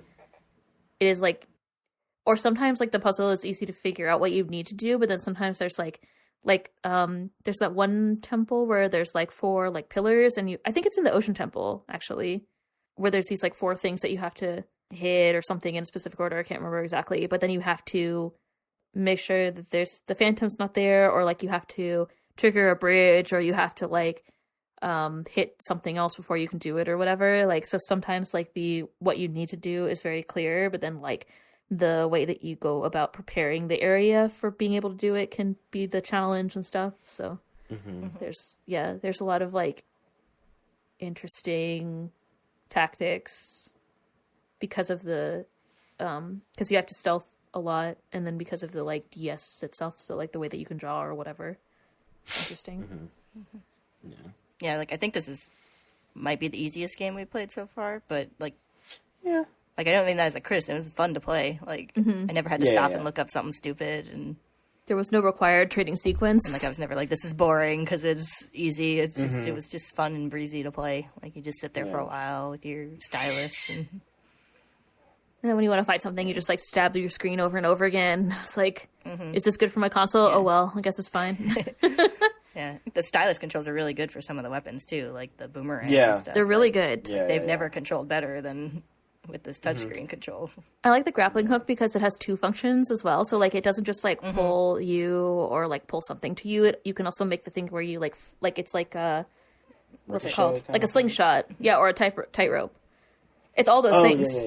Yeah, because like like you can fling yourself. So there's that one dungeon where you cross it and then you stand back up and then you like fling yourself across far distances. And then like I think that's the same dungeon where you get it. Because then when you fight, Gleeok, and it bounces the stuff off. And so you can like pull things or bounce things or climb on it, which is pretty cool. Well, yeah, it has all those things. So even like old weapons came back in a way that made them like more interesting. Like the bomb tubes, you draw the path instead of just like releasing it to be free to go wherever it's gonna go. Oh, and the hammer's like all whack. You can like control. And you can like hold down longer, and it makes the hammer bigger. That was fun. And it had some of those classic like make all the colors the same puzzles like from really old Zelda games. Which is cool. Yeah. And the ocean navigation was cool too with the where you draw paths and stuff. Yeah. Yeah, you try to avoid Jolene, but you can never avoid Jolene. That's what I learned. Yeah. Can you like teleport away? I guess I never got the teleporting thing, but yeah, I guess you could. No, I didn't. I don't know. I didn't realize until like 3/4 of the way through that there was a teleporting thing that you could get, and I was like, well, I mean, I have like one last island to go to. Like, it's not really worth it at this point to go get it. So. And like 5 days left to finish this game. Yeah, that's kind of a neat way of doing the fast travel too, where you like draw a symbol for different parts of the map. And then you draw to stop time in the final battle too. Yeah, I had a little trouble getting that to work. So did I. It was like draw a figure 8, so I did that. That didn't work, and so then it's like okay, well I'll draw like a hourglass, but sometimes it was really hard to get it to recognize all the points. Yeah, and the fact that you're still moving around at the same time too, so like just like running around in weird little circles and swinging his sword around like a loony while you're trying to draw this thing. And also you're trying to just avoid evil Linebeck, which is hard in and of itself, even though he's like pretty slow, but not slow enough that he can't catch up to you while you're struggling to draw an hourglass. Yeah, and he does some damage on you. So. I died twice, but that's because the second time I forgot that you need to top up your hearts, and so I had 3, and I was like, motherfucker. And I had to leave and go get stuff and come back. But the second time, or the third time was fine. And it was just hard to get used to, like, once you get used to, sometimes at least for me, it's like, this game, I think I beat all the bosses the first time, but for that one, it's like, sometimes I just need to learn the mechanic a little bit, and then you just like die, and then the next time is fine. So that's sometimes you're like, oh, now I get it. Now I understand. But you've already lost half your health at that point. The end. So. Yeah, exactly. Like maybe I could beat this guy with 2 hearts, and then it's like next screen you're dead. Yeah. Yeah, exactly. I have a tendency. I yell at my video games like all the time. I think you guys know that. Yeah, like one of the things I say a lot when I'm playing a game and I haven't figured out like what the boss technique is. I'm like, what do you want from me?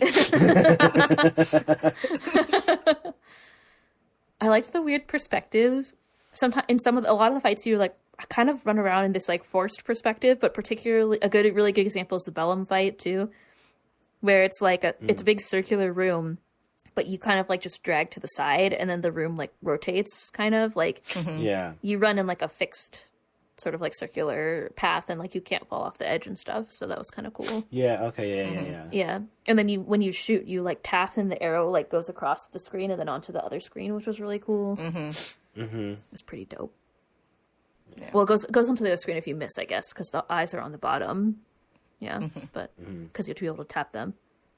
And then just like being able to tap things made things really easy. Like one thing that was really hard in Wind Waker that I think was a lot easier in this game was like shooting stuff on the ocean with your cannon.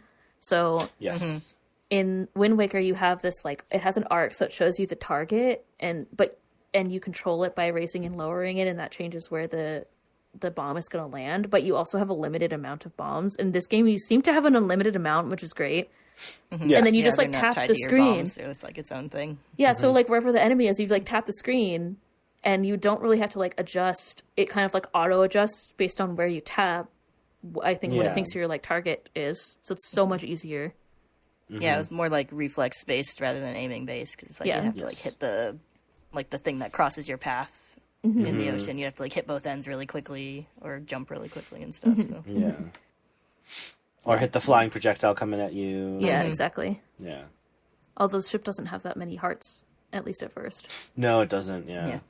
So I definitely died on the ocean at least once or twice, just because I have bad aim. And Linebeck is like, "Hey, my ship." You're like, "I'm sorry." Yeah, I like that the ship reflects the damage you take too. It's like smoking like and on fire when you're down to one heart. I was like, just make it to this island before we lose the last heart. You're like pulling into the port, and the ship is like on fire. Linebeck is like, "Well, I'll stay here and fix the ship," and it's like, "Yeah, I mean, I guess I earned that this time." Yeah, it's like, you know what, fair. Yeah, fair. Don't make a 12-year-old be your navigator, and maybe we won't run into shit, Linebeck. Linebeck's like, I thought you had sailing experience. It's like, I sailed a canoe that was possessed. It's completely different. A magic baton to make the wind do my bidding. I know, this game doesn't have any instruments, which is very rare for a Zelda game. Even like in the early ones, you have like the warp flute and stuff, but no, in this game, there's no instruments. How very dare. You just got a slate that some magic frogs give you. You can draw. I guess like There's probably some scratching sound that goes on while you're drawing, right? Yeah.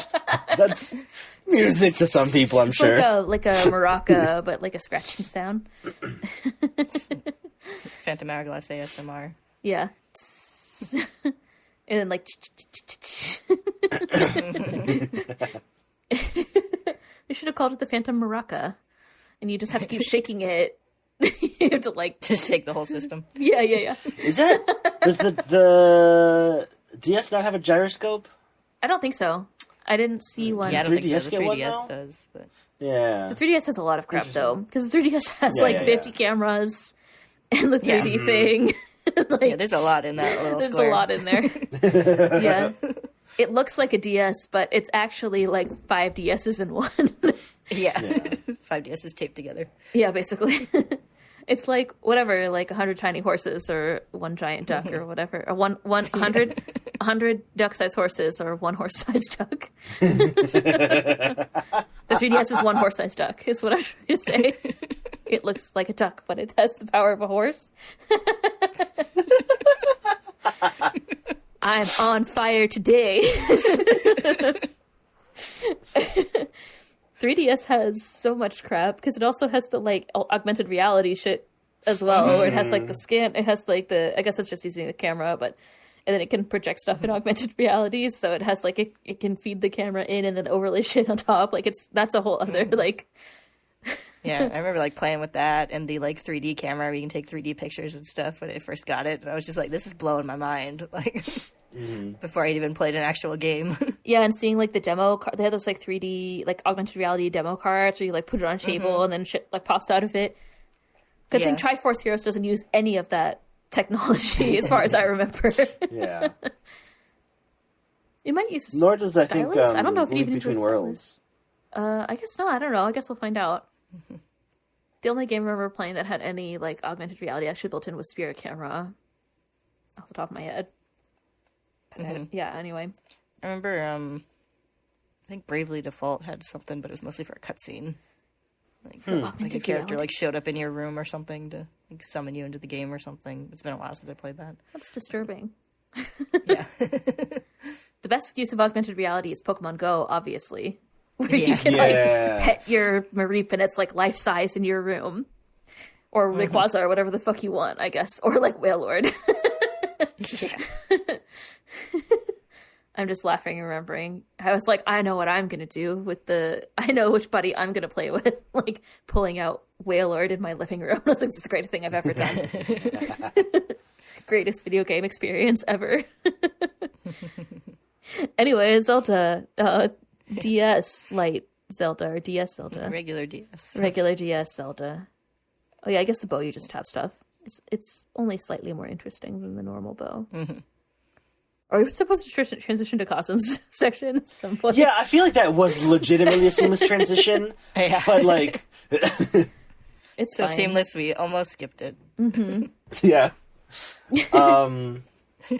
Yeah, I mean, we talked about a lot of it because it's a very gimmicky game, which isn't necessarily a bad thing. It worked, I think, especially I think they leaned hard in it, and yeah, it was fun. I enjoyed playing it.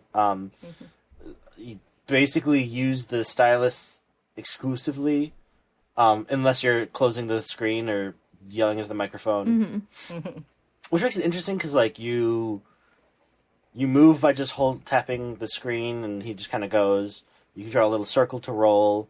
You have to swipe to swing your sword, and the way you can swipe, just stab too. You can just poke the screen. You can. Oh yeah, but you can stab. also like. You can go like the sword will follow your movement because I think you can do like a swipe left, swipe right, or a jab forward. You can do a spin attack too by Spin drawing a attack, circle. yeah.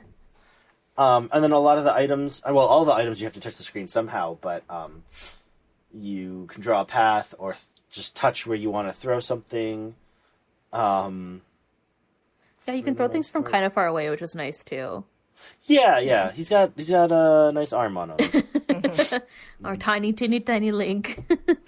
It's from all that sailing. Yeah, he's becoming like a buff 12-year-old Link. Is that what you're saying? There's like the temple has different timing. It's like timed, basically, the ocean temple. Oh yeah. Which is a big you've mechanic. got the Like with the hourglass. The hours of sand Sand of Hours? Yeah. I forgot That's what every it's name for called. everything in this game, but I yes. was going to call it Sands of Time, but Sands that's Prince of Persia. Yeah. Yeah, and so you have to go through the temple, the Ocean King's temple, and you have to go. That's another nice thing is that you have to go through that temple. 4 times? I think 5 times. Hold on, let me see what 6 Zelda times? Dungeon says you're supposed to. How many times are listed in the guide? Because it's once per each quadrant of the map, so that's 4 times, and then a 5th time The last time is to get Bellum. Bellum. Yeah. Well, no, because the first time you get the first map, and then you get a map each visit. So there's including the one first time, right? 2, 3, 4, 5. Well, don't you get some? You get something that's not a sea chart at some point, or you find something. I You remember might be right. you're only in the first 2 quadrants for the first 3 dungeons. For quite a while. Yeah, you're right. Yeah. You're right. So yeah, probably 6 times. And then the temple changes every time you go back. So like, or maybe the temple doesn't change, but you get different stuff. So sometimes you can activate shortcuts. Sometimes it does change. Because like sometimes they add like more intense phantoms. I think they the phantoms Okay, are different and some of the stuff, but I think the floors themselves keep the same layout. But you've got Yeah. where it's like now you got the shovels, so you can activate this wind thing and skip this level and stuff. Or you have the bow. Yeah, You can shoot an eye somewhere. You can shoot a Or you target. can shoot them. You can now start shooting them in the back and stunning them. So it made it interesting that you could come back and do new things to the same, more or less the same dungeon. Yeah, layout. I enjoyed that actually. I thought it was a good mechanic. Yeah, I liked it a lot in concept. I don't think it works 100%, but I know it's very unpopular in general. But I liked it a lot more than the general opinion on it. People are wrong.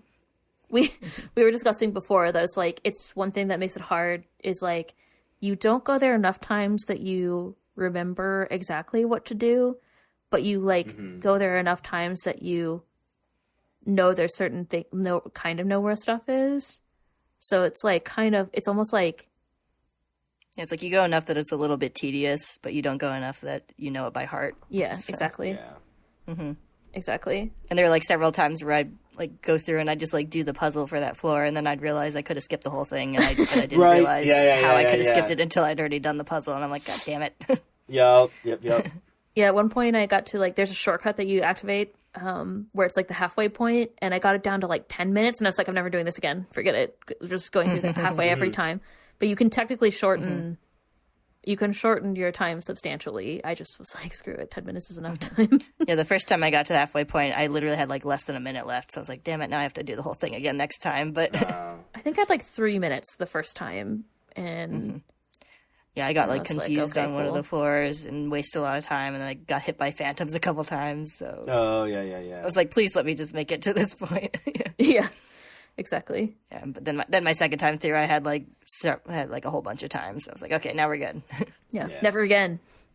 Yeah. I don't need these like spirit gems or whatever. It's fine. Like the not whatever the spirit gems.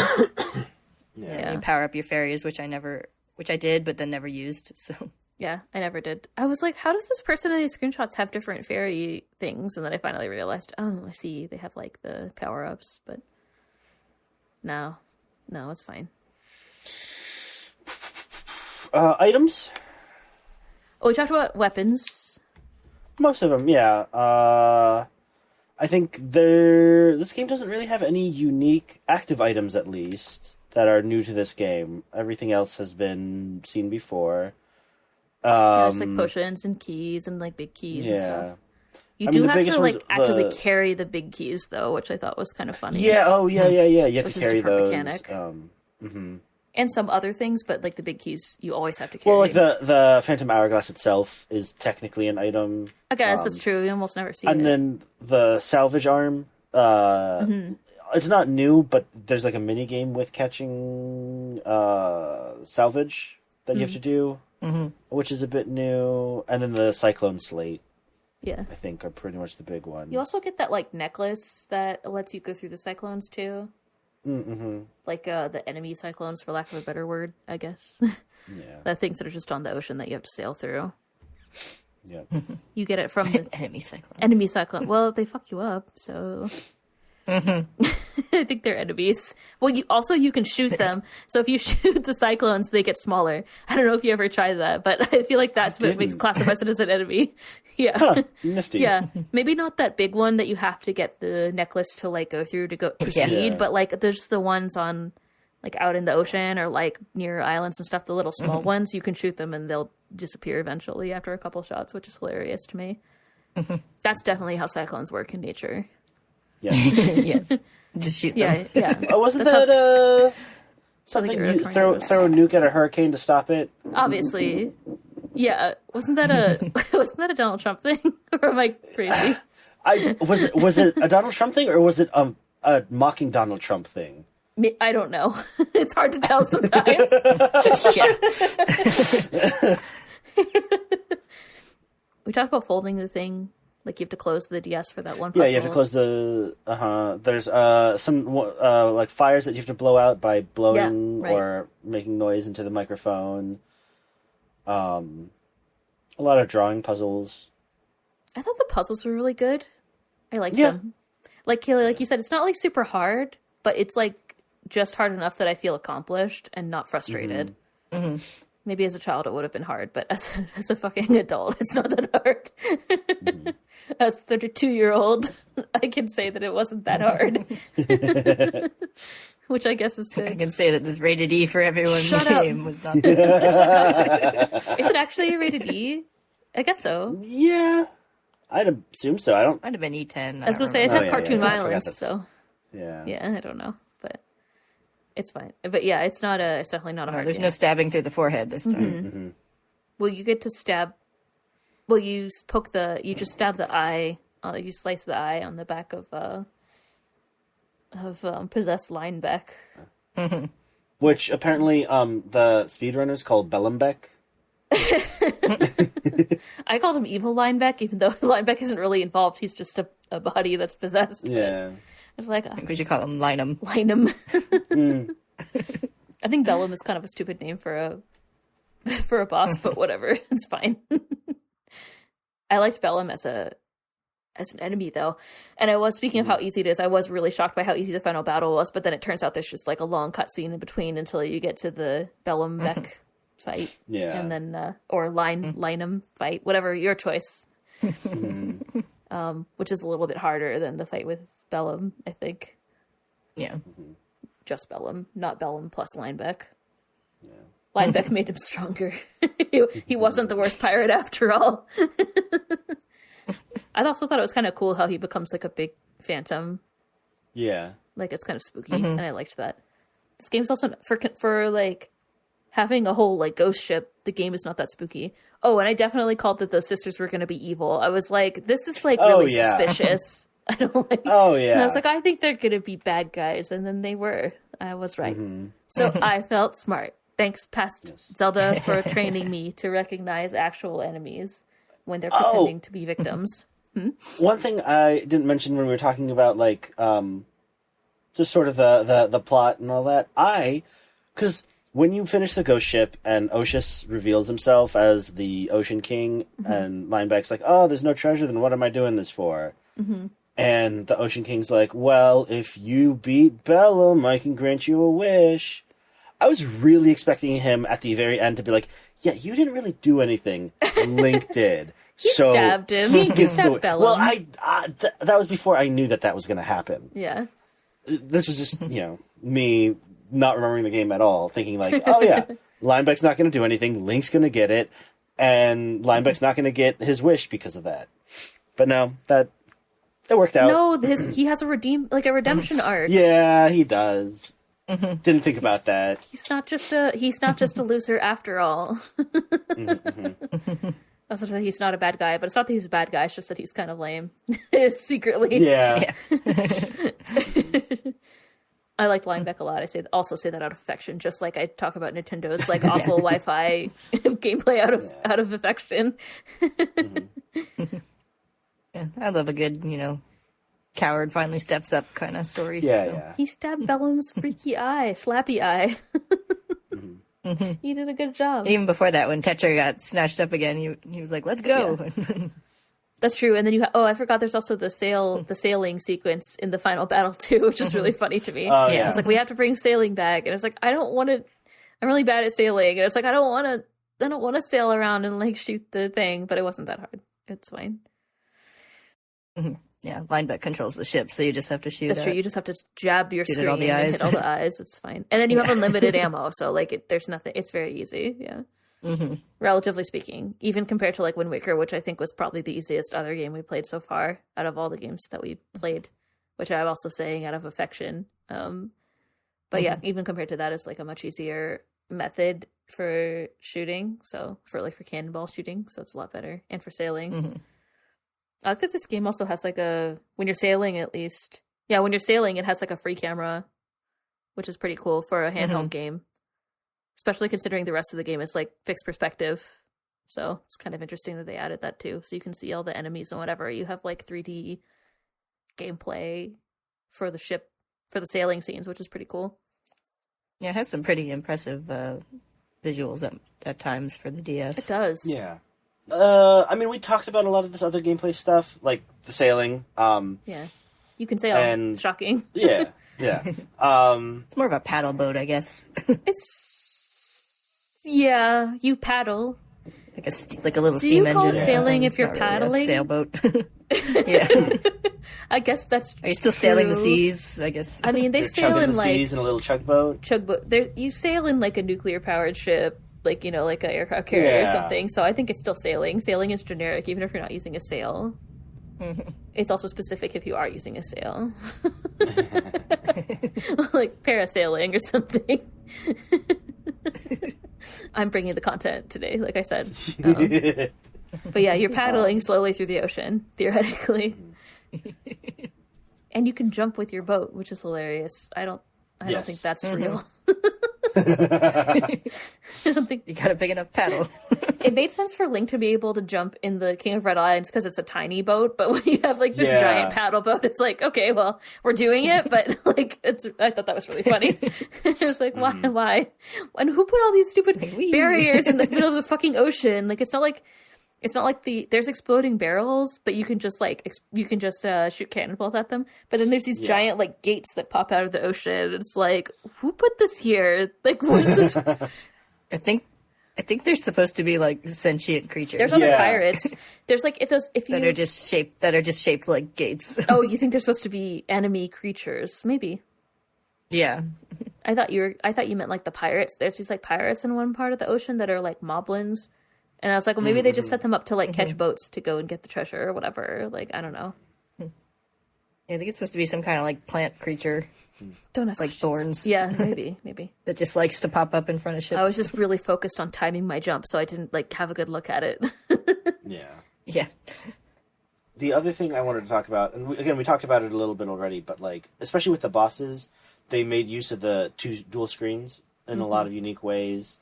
Like, I think that one of the most interesting ones was was it a crab?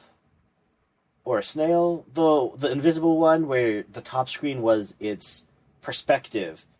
So you wouldn't know where it was, but you'd have to see where, like, how it saw you to know which angle it was coming from and everything, and you had to shoot its eye with an arrow until it became visible. Yeah, it was like one of those like Octoroks with a hard shell, or like a Octorok with a rock or whatever. You know what I'm talking about? Yeah. Yeah, that was cool. So, and then you said Bellum back where you would see, like, from the back view where you could see the eye. Yeah. And then there was the flying tornado something or another where you had to throw bombs and that into, like, gusts of winds that shot it up in the air and hit him to knock him down. Mm-hmm. You had to watch for his, like, shadow or whatever, right? Maybe that's Is that what you were supposed to do? I just looked at where he was and his general location. I don't remember. But yeah, there might have been a shadow too. That seems like a Zelda thing. Yeah. That seems reasonable. And then there's like the switching one where you have to watch the map and where you switch between the Goron and Link. Yeah. And you have to use. I mean, it's like the top screen still uses the map, but you have to like watch the map to watch where other enemies are in that dungeon, in that boss fight, as opposed to other boss fights where you don't have to use the top screen or use the map. I thought that was cool. I thought it was really good use of the like DS screens. Yeah. Like I think that they went so hard into the gimmicks that it was good, whereas oftentimes things will try and get gimmicky and like not nail it very well. But like I don't know, they used everything the DS had to offer, and I think they pulled it off very well. I think a lot of times they're just kind of tacked on, but this is like they fully embrace like the strengths of the gimmicks rather than just sort of being like, we're on a touchscreen console, so we have to use the touchscreen. Yeah. And I definitely think like I think they're so well integrated in the gameplay that it's like you don't need the buttons. Like it doesn't use everything. It's like very like specific in how the game is implemented to use the DS's like not just its strengths but like its special features. Whether the touchscreen is a strength or not is like up for debate, I guess. I mean, it's kind of like the whole point of the console. But you're like, it's restricted so that you have to use it. It's like you're saying about other games, like you two were saying about other games, where it's like, oh, I accidentally pressed the button, but I'm trying to use the stylus or whatever. Like it's not overusing the functionality or like using the functionality in a way that's like awkward. Like it's specific. It's more, I don't know. It's like specific, which is nice. Yeah, like even the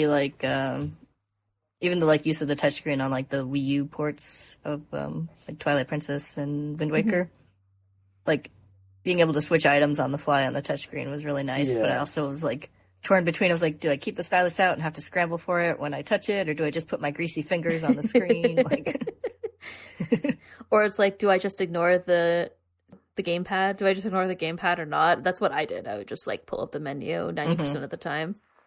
Yeah, and it like felt a little weird at the very beginning where you're like, oh, just because you're not used to it. But like after a little while, it's like it doesn't even feel like you're controlling it in a weird way. That's just how it works. Like, I think a lot of DS games had stylus controls. I think I just didn't play a lot of the ones that did. And I just feel like this one like heavily uses the stylus. You have to use it for every part of the game. I don't know. Like even to like save and stuff.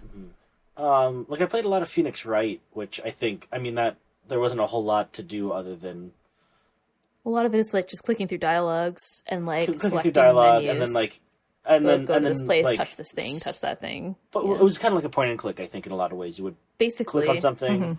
Yeah. So it was like half visual novel, half point and click adventure.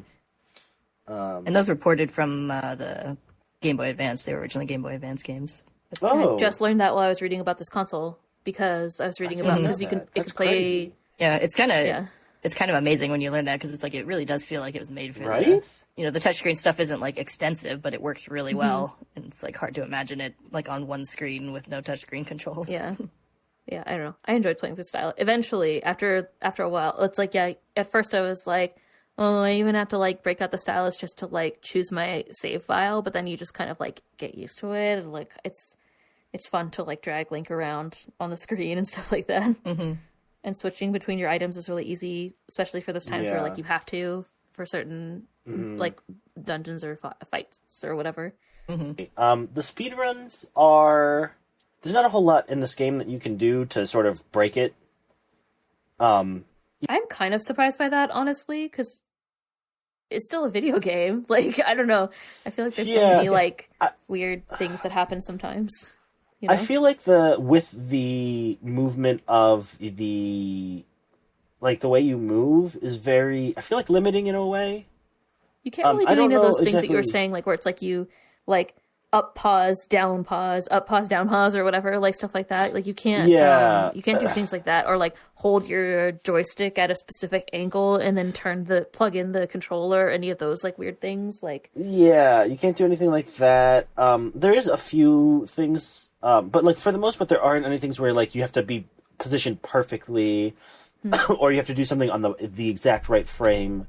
There's like one that was interesting, and then another one that is a little bit more lenient, I guess. But the very first thing that you do in the game, though, is a nifty little glitch. So you start the game, and pretty normally you get your sword, and there's the sword training tutorial that Oshus goes through with you, and you can skip it by... So if you throw the pot, pick up a pot that's in the room, throw it, and while it's in the air, you try to leave, and it triggers one of those things where Link comes up and Oshus is like, what do you think you're doing? We gotta finish training. But the dialogue won't actually trigger if the pot is in the air for some reason. That was inconsistent and hard to do, and they found out that if you just walk into that loading zone with a pot in your hand, you'll just throw it and skip the dialogue anyway. And then if you pick up another pot and go through, it'll somehow think that there's another pot in the air, and it just like he won't talk to you, and you can just go through. So that's a neat little trick. And then it's I feel like the speedrun is very kind of bland to talk about, but very interesting to watch. It was very entertaining because it's a lot of precision. It's almost like calligraphy, right? Like you got to see how precise they're drawing their paths for the boomerang and things like that. How they're like moving Link across, being precise with the execution rather than doing these cool little tricks. That said, some of the cooler ones with the boomerang, especially because starting off, that's pretty much the only thing that you have that does very interesting things. So a couple that were very neat is you can throw the boomerang, and if it hits a wall, it starts coming back to you. But if the boomerang, as it's coming back to you, hits a wall, it'll just go through. Which means if you throw the boomerang at an angle, as it comes back, it can go through a wall and pick up a key that you're supposed to get by doing a puzzle of some sort. So there's a couple of things like that. And then there's a couple other ones where, like, the path that you draw after you have it do the thing you want it to do can be advantageous. So there's one where you have to throw the boomerang at a lit torch and carry the fire to other torches to drop a key. And if you just manage to continue drawing the path, it will pick up the key for you in the same throw. So you can just start walking towards your destination as the boomerang does the work of lighting the torches, dropping the key, picking up the key, coming back to find you. And then there was another one where you throw the boomerang at a switch and then just keep going back and forth. So that way you throw it, you can walk. It hits a switch to lower the barrier. You walk through it, and it hits the switch again to raise it and lower the one in front of you. Just stuff like that. I see. Yeah. Yeah. Just interesting stuff where you can just bypass parts of the dungeon by using neat little pathing tricks. That's pretty cool. Yeah. So and again, watching it, I feel like is a lot more satisfying because you get to see the path that they draw. You get to sort of see it all come together in real time, which I think is a big part of it. Is just the timing of it, making everything fit together with the execution, navigating around obstacles, enemies, things like that. For the most part, there ain't too much going on until you get not before the hammer. There is that necklace that you were talking about, the regal necklace that lets you. You can skip that. Oh. And this is at least on the Wii U version that people are playing on, which is interesting because this is an updated version on the Wii U Virtual Console. If you use the Cyclone Slate one frame before one of those mini cyclone enemies catches you, and you try and teleport, for some reason it fucks up your teleportation location and it moves you to another place. And then if you just teleport, and then up to like 4 times you might have to do it. But if you just keep teleporting, if you've done it right, it'll teleport you inside that giant cyclone where you normally have to. Yeah, where you just sail through it. Get the necklace. Yeah. And it just throws you there. Which is very interesting. I don't understand exactly how it works. I'm going to derail this conversation for a moment. I'm going to derail myself. It was really hard finding information about speedrunning this game. It's not a very popular game to speedrun. I looked for games done quick, and they don't really have any. They may have had like one years and years ago. But this is not a game that's speedrun very often. I looked, it was surprisingly hard to just find that very first skip I told you about with the pot in the sword training. And even in the Zelda speedrun website, they usually have a section for glitches and tricks. And it's not there, but they do have a full route listing on how to do the run. And there they have a little bit more that they link to videos showing you how to do some of the tricks. But that's the only one with a description of how you actually do it. The rest are just here's the video, and then it shows it being done, but not necessarily a guide on if you want to do this, if you want to learn, this is what you got to do. Interesting. So, yeah, it was. I'm sure probably in the no, actually, mine didn't even have a single comment. So not even in the comments was it someone helped you get that. So, anyways, it's not a popular game to run, but again, it was interesting. It was fun to watch. I feel. Anyway, back to wherever I was. Teleportation through the cyclone. Past the cyclone. So that's an interesting one. I couldn't figure out exactly why that works, or that would cut up a lot of time because you have to run back and forth on that island a couple times just to kind of get one thing, which is fun but kind of obnoxious. Yeah. It'd be nice to be able to skip that part. Yep. So then the second half of the game has a lot more interesting items that you can do strange things with. So with the hammer, normally if you can just kind of hammer things that are from a distance. But with limitations, they have to be on the same level as you, can't really cross any voids or anything. But if you go up against a wall and hold the hammer, he kind of holds it behind him, and then as it gets big, I guess its model is then lifted up a little bit more, and it starts shaking. And so during that shake, if there's a second level above you that's a bit higher, on the right frame you can let go and Link teleports up there. Oh. And you usually pause buffer to get that, to find out which one that is. Or if you're not even trying to get up, during that it'll be shaking, and sometimes it'll be up there, sometimes it won't, and you can just hit something that's on that floor. You can also do that with voids. So if you're up against a void, you pull out the hammer, it starts shaking, you can then throw that hammer across the abyss and hit things that are further away that you're not supposed to. So again, it's kind of interesting seeing that. It's not very complicated, but it does make some things interesting that you can just sort of skip through. And then the Bombchu is another one that's interesting. So with the Bombchu, you draw a path on the map. Like it switches the map to the bottom screen and the dungeon to the top screen. And as you draw the path for the Bombchu, it moves the camera so you can kind of get a general idea for what's in that area that you're drawing. And if you let go and press a button at the same time, I wasn't very clear. I couldn't really figure out. This was one where they didn't have any hint on how to do it, but it seemed like you had to press L maybe or something at the same time, which would have been, I don't know, is that the items menu thing to...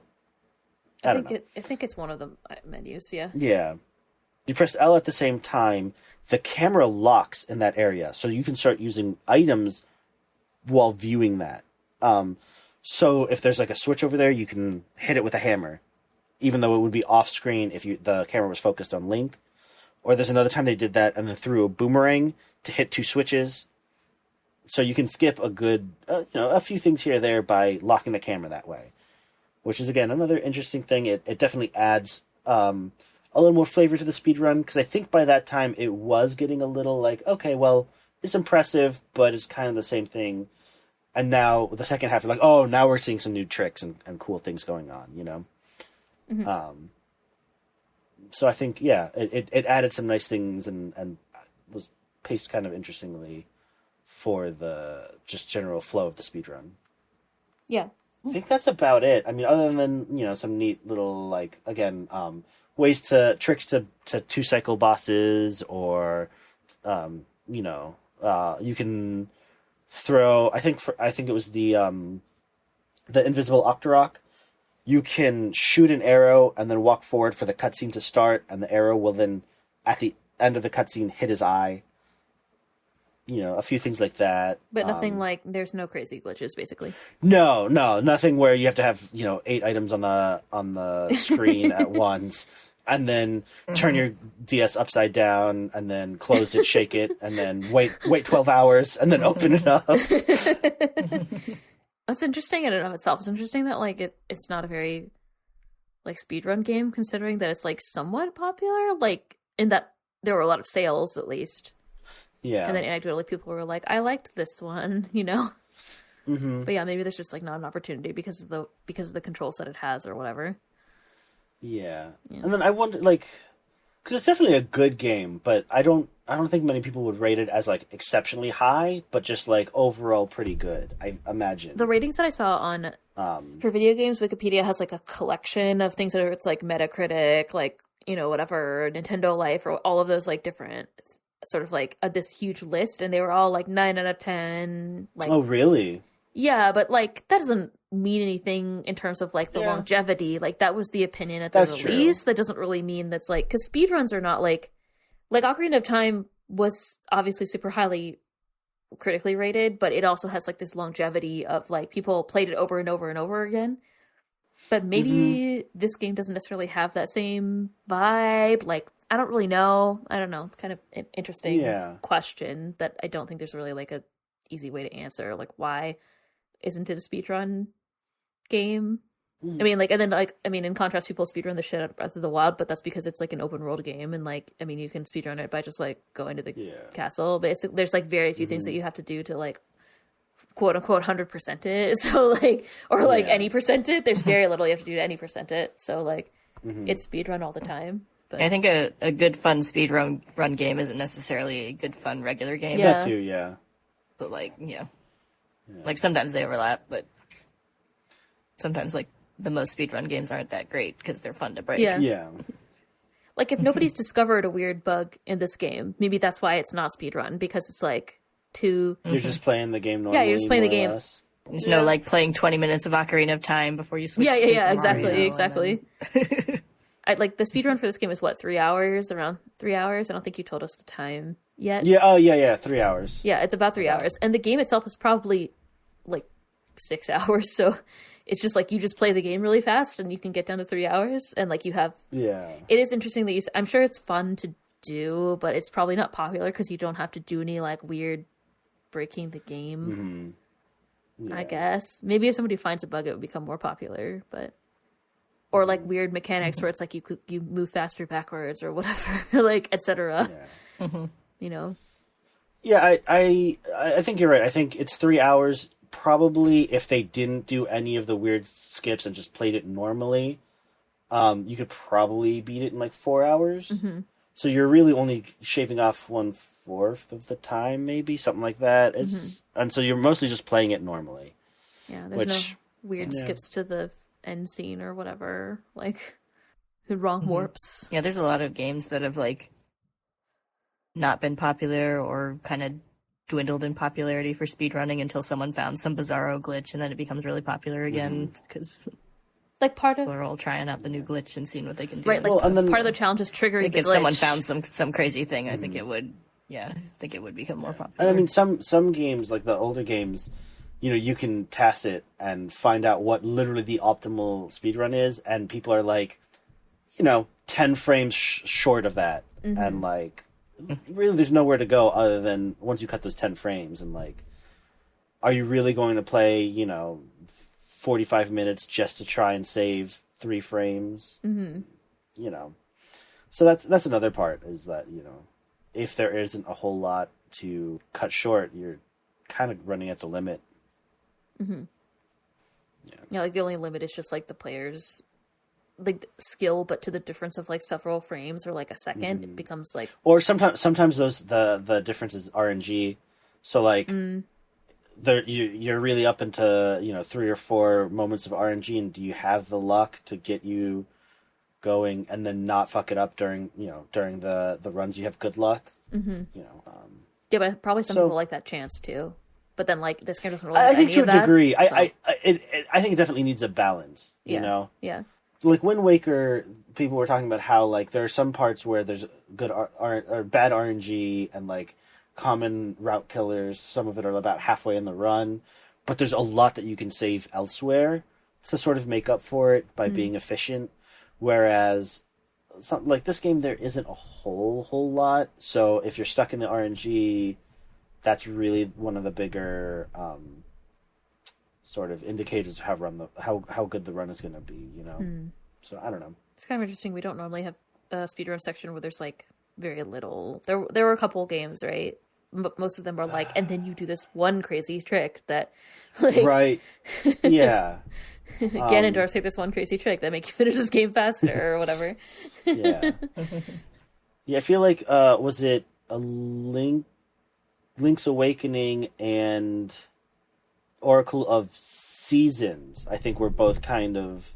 I think it was just those play two. it. One of the Oracle games for sure was like, you just play fast. One of them was... Yeah, and then the other Oracle's game was completely different. Yeah. Right. Yeah. Which is fascinating, because like the RNG mechanic for both was the same, so you could manipulate the RNG exactly how you wanted it to be, but for one of them it was critically important to like speeding up several parts of the game, whereas the other one it was not really used very much except for like in 2 or 3 instances. I don't know, it's crazy. That was one of my favorite speedruns to research, because I almost just did one and be like, I'm sure the other one's pretty much the same. Exactly the same, just kidding. And then yeah, and then it was just so different. There's probably some speedrunner out there who's like, I want to do the fastest Phantom Hourglass speedrun or whatever. I'm going to be the one to break Phantom Hourglass. My claim to fame is going to be that I broke Phantom Hourglass. Shall we talk about visuals and music? I don't have that much to talk about because, so this game is a direct sequel to Wind Waker. So in both cases, like the visuals and the music are obviously heavily influenced by Wind Waker, just from the get-go.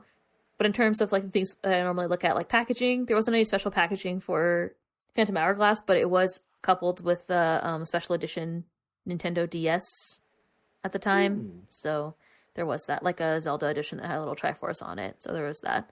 And then, of course, like we talked a lot about the 2 screens. And one interesting thing about the DS, so remember that this is coming off of the Game Boy Advance SP. So we probably last talked about Game Boy Advance technology for... Minish Cap? Yeah, probably for Minish Cap. Because the other game we played was the port. At least the other game that I played was the Link to the Past port or whatever. The one that was an SNES port. But anyway, so this one, I think like the way to think about the visual capabilities of the DS is that it's kind of like a better Game Boy or like a shitty N64. So it actually had 3D capabilities, so it could render vectors, like it could render polygons, and it could also render 2D like tile and like sprite based things, just like a Game Boy Advance.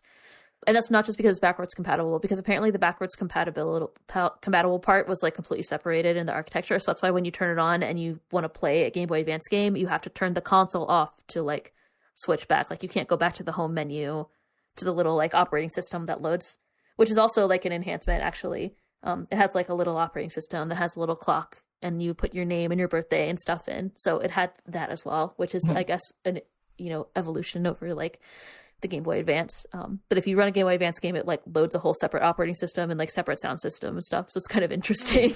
It's like a completely separate device, which was actually very similar to using the like Wii and the Wii emulator portion of the Wii U. Because I was like, what the fuck is this when I did it the first time? But yeah, so it's like that. Or GameCube games on the Wii. Exactly. Yeah. So it like loads the whole separate operating system and then loads the game, which is very interesting.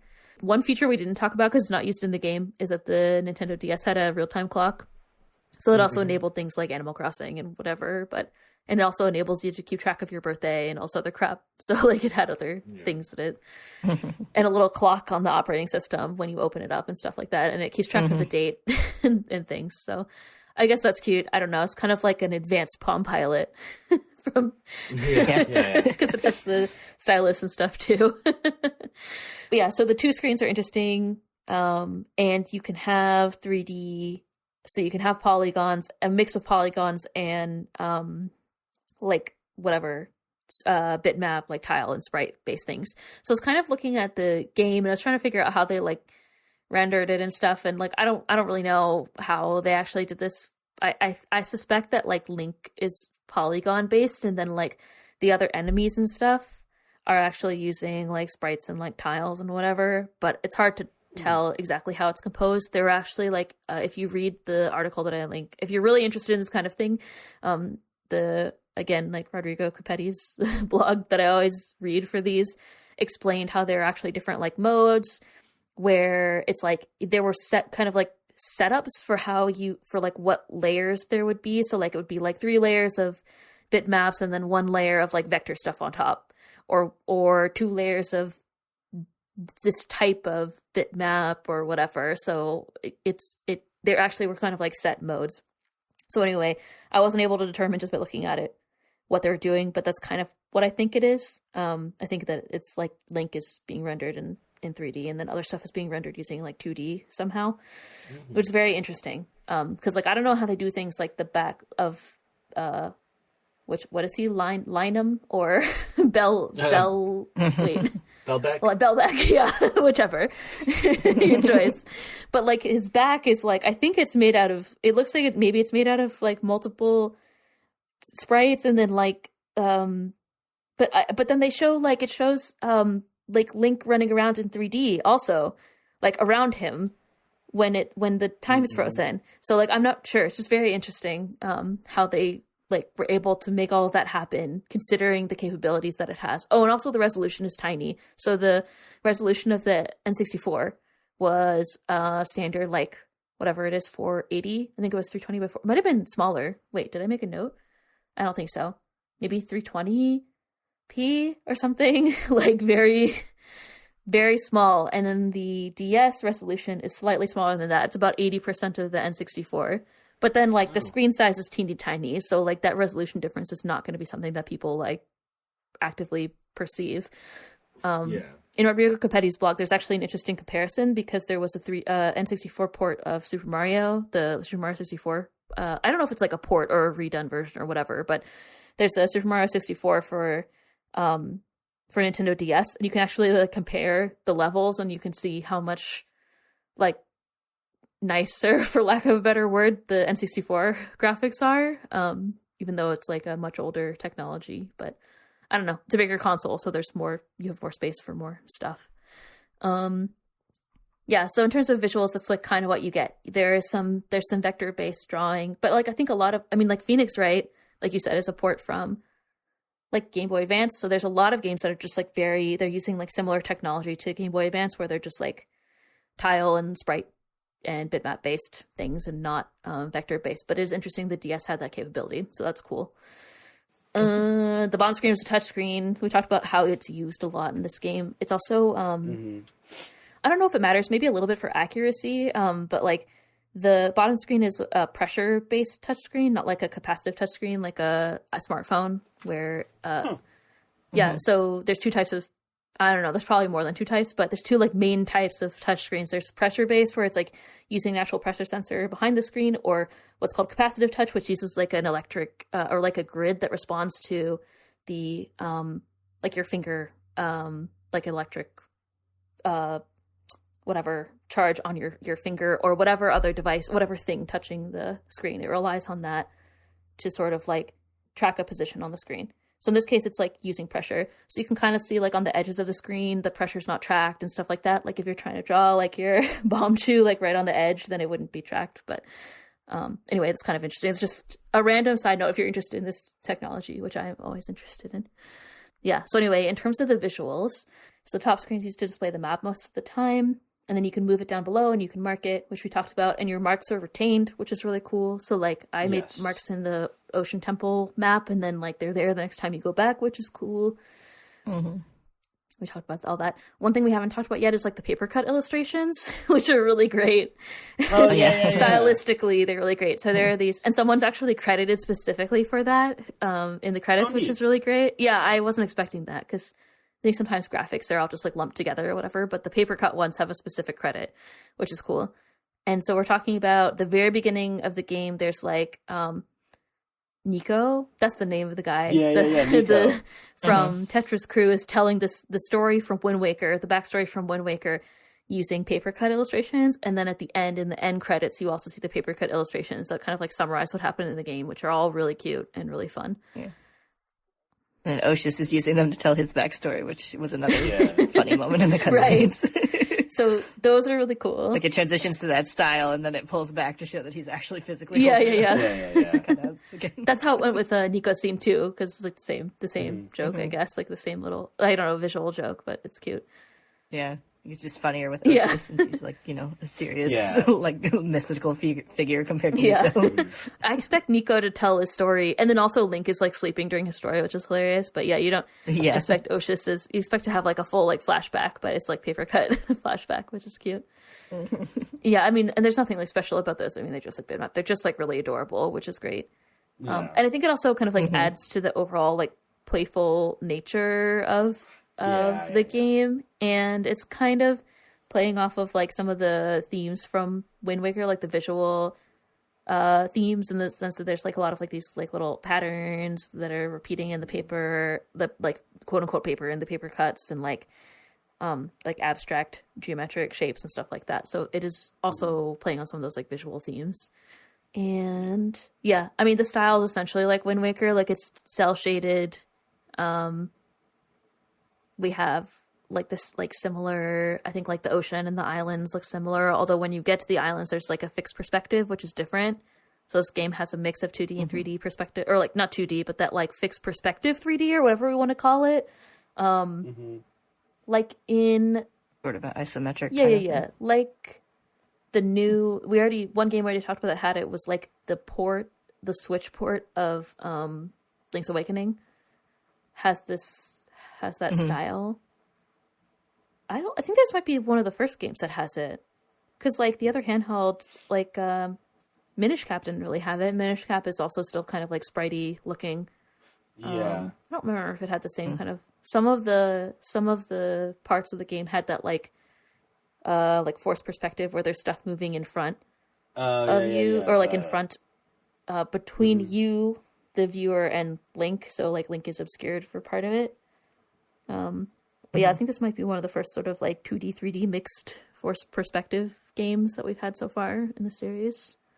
Except for then the ocean has like full 3D, which is hilarious for some reason. I just only thought about that when we started recording. It was like, why the ocean? Yeah. But I guess it's so that you can see enemies and stuff like that. But then you have sort of like the traditional way that you interact with enemies in the sort of like fixed perspective, the handheld DS, like handheld Zelda game space, which is kind of cool. And then you have like the choo-choos are like the same style from Wind Waker. I think the NPC people are very similar to Wind Waker, like the kind of like chibi style, and even their like clothing and appearance is very similar to other characters from Wind Waker. Yeah, I didn't have that much other stuff to say about the visuals, just that I thought that the usage of the two screens was very interesting, obviously. And we've talked about that a lot already. And the ability to draw and like maintain your own drawings and like your signature and stuff like that. And that your signature is used in the credits. We didn't talk about that, but that's also hilarious. So there's like personalization based on stuff that you do, which is cool. Yeah. Even in the credits. And that I didn't realize that the DS had was able to render polygons, so that's pretty cool. It's very interesting. Were there anything in the visuals that y'all wanted to talk about specifically? I do think that the few times that the game moved into a more first-person-ish perspective was very interesting. Like when I think it was the Linebeck, the Bellum fight, and the top screen during the Invisible Octorok fight, and things like that, where you saw things in a more 3D perspective, like from a ground level. I think those were very interesting, and I don't know, I really like them. I wish there was more of it in the like a game first-person in general. perspective as opposed to like a third-person where you're... Or I think even seeing more Link. of like a third-person perspective rather than a top-down perspective. Yeah. You know what I'm saying? Yeah. Yeah. You're It's almost the second person. Yeah, I guess. like it's a different point of view. It's still third-person perspective, yes. Yeah. Yeah, there's like different angles and stuff. The possessed Linebeck fight it's cool. Like I still think it's one of the coolest like parts of the game, which makes sense because it's the end, but it's interesting visually. I mean, I think the ghost ship is also just very visually Spooky. nice. Yeah, and I mean, I guess along with that goes with the music that was going on with it. It and has just, good like, music. the fogginess that you travel through. Yeah. Yeah, it was nice to be able to go into the ghost ship since it was just sort of I a didn't think we were going to be able spooky to. thing on the water in the Wind Waker. Yeah, so- you do have to go in for one piece, but also like I wasn't expecting the ghost ship to be like a But level. it looks the same as like all the Yeah. Yeah. Yes. I did like how like every time until you get Tetra, every time you turn on the game, it does that like Tetra cutscene where it's like, Link, help me. It's like, I get it. Yeah. I know what I'm yeah, doing. yeah. You get guilt tripped by the I game. know. But yeah, I thought that was funny. But yeah, the ghost ship actually has multiple interesting soundtracks, which we could talk about if there's no other visual things that we want to talk about. Yeah, I think that's about it. In terms of music, this game also had voice, so I guess we can talk about that first, but they're our favorite voices from previously. So the voice of like Toon Link, who is also, so this is Sachi Matsumoto, who's also the voice of Skull Kid, which I didn't realize, but that's interesting. Oh. Hikari Tachibana, who's the voice of Tetra / Zelda, that's a big shock. And Kaori Mizuhashi, who is the voice of Navi, otherwise known as Ciela in this game. So, Yes. yeah, I was like trying to find their credits because there were 3 people listed, and I was like, oh, okay, all that makes sense because there is like Tetra Talks, and you have Link Screams, and then like there's a hey, like Navi's hey that Ciela says. So, because Ciela is basically Navi, but don't tell anyone I said that. And, in terms of music, it's Kenta Nagata and Toru Minagishi. I think both of them had worked on Zelda games before. So all the Wind Waker crew had returned for this game, which totally makes sense. In terms of technology, one interesting upgrade that the DS has is that it has stereo speakers. It has 2 speakers. So if you listen to DS music in your headphones, it's a lot more obvious. Like when you're... Actually, I noticed some parts of the game, like there's a scene where you have to chase the rat that has the key, and you can hear the rat getting closer and sort of like moving across the screen. That tinkling moves across the screen. So that's enabled by having 2 speakers, which is cool.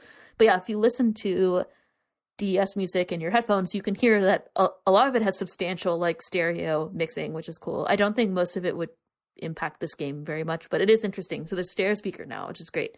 The headphone output is also stereo. So I think for the Game Boy Advance and like SP and Game Boy or whatever, it was all like mono or whatever. So now you have sound depth. You can have sound depth and things that appear to sound like they're more to one side or like behind you or whatever, because you have stereo ability, which is cool. And then the sound, I mean, there's more memory allocate, like there's more, the samples can be bigger. So it's like 18-bit instead of 16-bit instead of 8-bit from the Game Boy, I think. It's like double what the Game Boy Advance had. And apparently the DS, according to this review and thorough in-depth review of the architecture by Rodrigo Capetti, my BFF, apparently the DS can play MP3s, but still like decoding an MP3, it like takes more processing capacity. So like sequenced sound, so like samples that are played, or like music that's like programmatically generated, like from like the old Game Boy, like 8-bit music, apparently still better for like processing. He says in this article that like homebrew games often use MP3s, but I think still like professionally produced games would still use sequence music. So anyway, whatever, moderately interesting there. And then in terms of the vibes, in terms of like this music is obviously riffing on Wind Waker. It takes place after Wind Waker, so some of the music is just like remastered, less samples are played at the same time or whatever. But you can tell the themes are like the Pirates theme comes back. So there's some music that's directly taken from Wind Waker, but then there's some that's like altered and sort of like riffed on, like the sailing theme is an obvious one. And one thing about the ghost ship is that in the last encounter of the ghost ship, like when in the Bellum fight, there's like this dark version of the sailing theme, which is pretty cool. There's like the regular sailing theme, and there's like dark sailing theme. So not just the one that Cosm I think is referring to, that like chanting kind of like march when you're chasing the ghost ship the first time. There's a different version of the sailing theme when you're sailing out to the boat to fight Bellum, which is cool. I liked the title theme too, which is sort of a variation of the like Dee's theme from Wind Waker. Like it started off sounding like exactly the same one, but then it kind of morphed into its own thing. Yeah, it definitely, yes. And it definitely feels very Wind Waker. You're definitely like set right in the same kind of like setting, it feels like, which is cool if you had played the game before. Oh, the fight music is very similar to Wind Waker as well. I think it's like the same, but also remastered. And then there's this sort of like walking around, like this, when you're on the island, an island with enemies noise, like music. And it reminds me of like the Forbidden Fortress music. It's also kind of like a march, and it has a lot of like drum, and then it's similar to the Forbidden Fortress. Did I say Forbidden? Yeah, Forbidden Fortress from Forsaken Fortress. Forsaken, yeah. I get that confused a lot. The Forsaken Fortress from Wind Waker. So that was pretty cool. There's also similar music. Oshus has like a theme that's played later that's kind of like, it's like the main sort of like themes from Wind Waker. It has that like Celtic music kind of vibe with like strings and flute and harp, the like folk music vibe. And Linebeck has his own theme, which as you pointed out is amazing. And it's kind of like a sea shanty, which makes sense. It's very like piratey. It's really good. It's one of my favorite songs we've heard in the series, I think. It goes do do do do do do do do do do do do do do do. Yeah, that theme. One thing that struck me as really odd was there's a different rupee noise. I was like, how dare you, game? I'm deeply offended by this. It goes do do do do do. It's like, I mean, it's celebratory, it's all fine and whatever, but it's not this classic like Zelda noise. And if I had to complain about one thing in this game, it would be that, but it doesn't even matter. It's fine. But every time I was like, that's the wrong noise. Especially because like all the other sound effects are exactly the same. Even like Link's like screaming and stabbing stuff is all exactly the same. Yeah, and then I pointed out, there's no instruments in gameplay this time, so you don't have any little songs to remember or whatever, just your background sailing song or whatever, choose your favorite environmental music. That's what you get. Yeah. There's no like saucy boleros or like Zora scooching forever or whatever. No mambo's mambo, any of the sort. So those are my findings of the music this time. But I enjoyed all the music. I mean, we enjoyed the music from Wind Waker. I think like music from Wind Waker is really great. And so of like what they could replicate and then what they could like sort of expand on in this game and like riff on, I think it was all very like fitting. And even though I think there's probably less music than like Wind Waker or whatever, as it's a handheld game overall, like there's less variation. Like all the islands, until you get into like the temples, even the temples might have all the same music too. Yeah. But I think there's enough like variation that you still get like different vibes in different places and talking to different people. So, yeah, it was nice. In summary, it was nice. Yeah. Although I would like to mambo with a fish, but whatever, it's okay. I'll live, I guess. I liked the sort of multiple like sea themes, like the opening one that sounds very similar to Wind Waker, and then actually, so for the very beginning scene, the one where Nico's telling the story, there are little it's accompanied by like kind of a medley from Wind Waker, which is really cute. It's accompanied by there's like Zelda's Lullaby and like all the different things from all the places. There's like one on Outset, a scene on Outset and stuff like that in Nico's story that uses all the music from Wind Waker, which is really cool. It uses like their little not like sampled versions, but they're like reorchestrated versions that have like less instruments and stuff. It's very cool. It's hard to talk about this one specifically because a lot of the music was like very heavily influenced from Wind Waker or like directly from Wind Waker. So without kind of like comparing them side by side, it's hard to explain the difference. But like because of the capability of the system, the instrumentation had to be like reduced, or it was just sort of like changed for thematic reasons, like to have an opening that's like slightly different but still evokes that sailing feeling from Wind Waker and stuff like that, for example. So I feel like overall it's like nothing like really stands out as like super great. It has just enough like kind of allusion to Wind Waker, but also its own identity, which is nice. Like this game, the music in this game overall, and the visuals too. Yeah, just a nice game. It was a good game. Yeah. I thought this game was really cute. I had a lot of fun. I don't care that it's short. Yeah. And I don't care about the online play or whatever the fuck. Like, yeah. I just had a good time playing this game. Yeah, it was just really enjoyable. Like, just fun to just sit down and play it for an hour or two. And also, you can play in it for front an of TV hour with your family. Yeah, which we both did because we were preparing for this during Christmas time, basically. So it's like, sitting up playing my DS. It's just like being in high school. Yeah, it's just really fun and, like I said, breezy to play. Like it was just a good time. I definitely like never worry. Like when we were playing other games, sometimes I'd be like, I really have to make sure that I like block off time to play Zelda because it's going to take me like 2 hours or 3 hours to like do this next part. I know I need to go find a thing and then open the next dungeon, and then that dungeon's going to take me a while, and then I need to beat the boss and I'll probably die, and it's going to take me like a good like or like, I need to wait until like Saturday so that I have a full like several hours that I can play uninterrupted. But this game, I was like, okay, like it's like 8:30, I can finish the next dungeon before I go to bed like easily, right? Like it was very I never like, it's not like I don't look forward to playing any of the games, but it's just like I didn't have trouble like planning setting aside time to like make progress. Like it was very easy to progress in this game. Yeah, and being on the DS helped with that too because it's got its own little sort of sleep function. Yeah. That's also, true. I definitely left it on for like I'd be one like day playing for a little while. Yeah, like when I was with my family, I'd be like playing for a little while, and my mom would be like, "Can you come help me with dinner?" And I'd be like, "Yeah, sure, 1 second." And I like finish one thing and then just close the clamshell. I didn't have to get into a safe place to save and quit and everything. No, you could just close it, and then you could. I left it on for like a whole night. It was plugged in because it was like charging anyway, and it was like, I definitely don't want to do all this again. I'm just gonna leave this plugged in so that I can like do the next thing tomorrow night. And it's like pretty great. We don't really like have. We didn't. I mean, we haven't had any other games where like you just pick up in the same place yet. Usually, you have to like go back to the beginning of a dungeon if you save or whatever. Even in games, even in Twilight Princess, which was like pretty modern, I would say. Yep.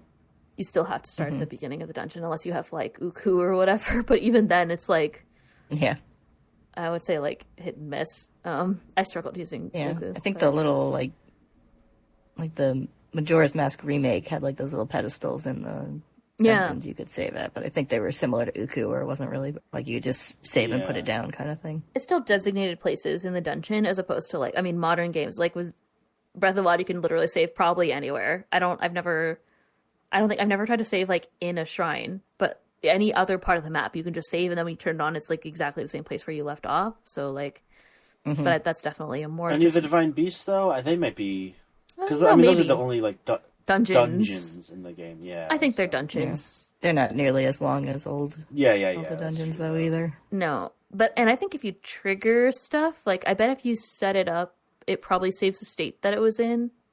Like you probably don't have to go like move the water trunk again, or like you don't have to like trigger part of the puzzle. Like that might be all those control things. I feel like I remember leaving and coming back out of them, and it like still had and you can warp out of them, which is nice too. I don't know. Well, we'll find out. We'll play it eventually. It's only a couple more months until we play it ourselves.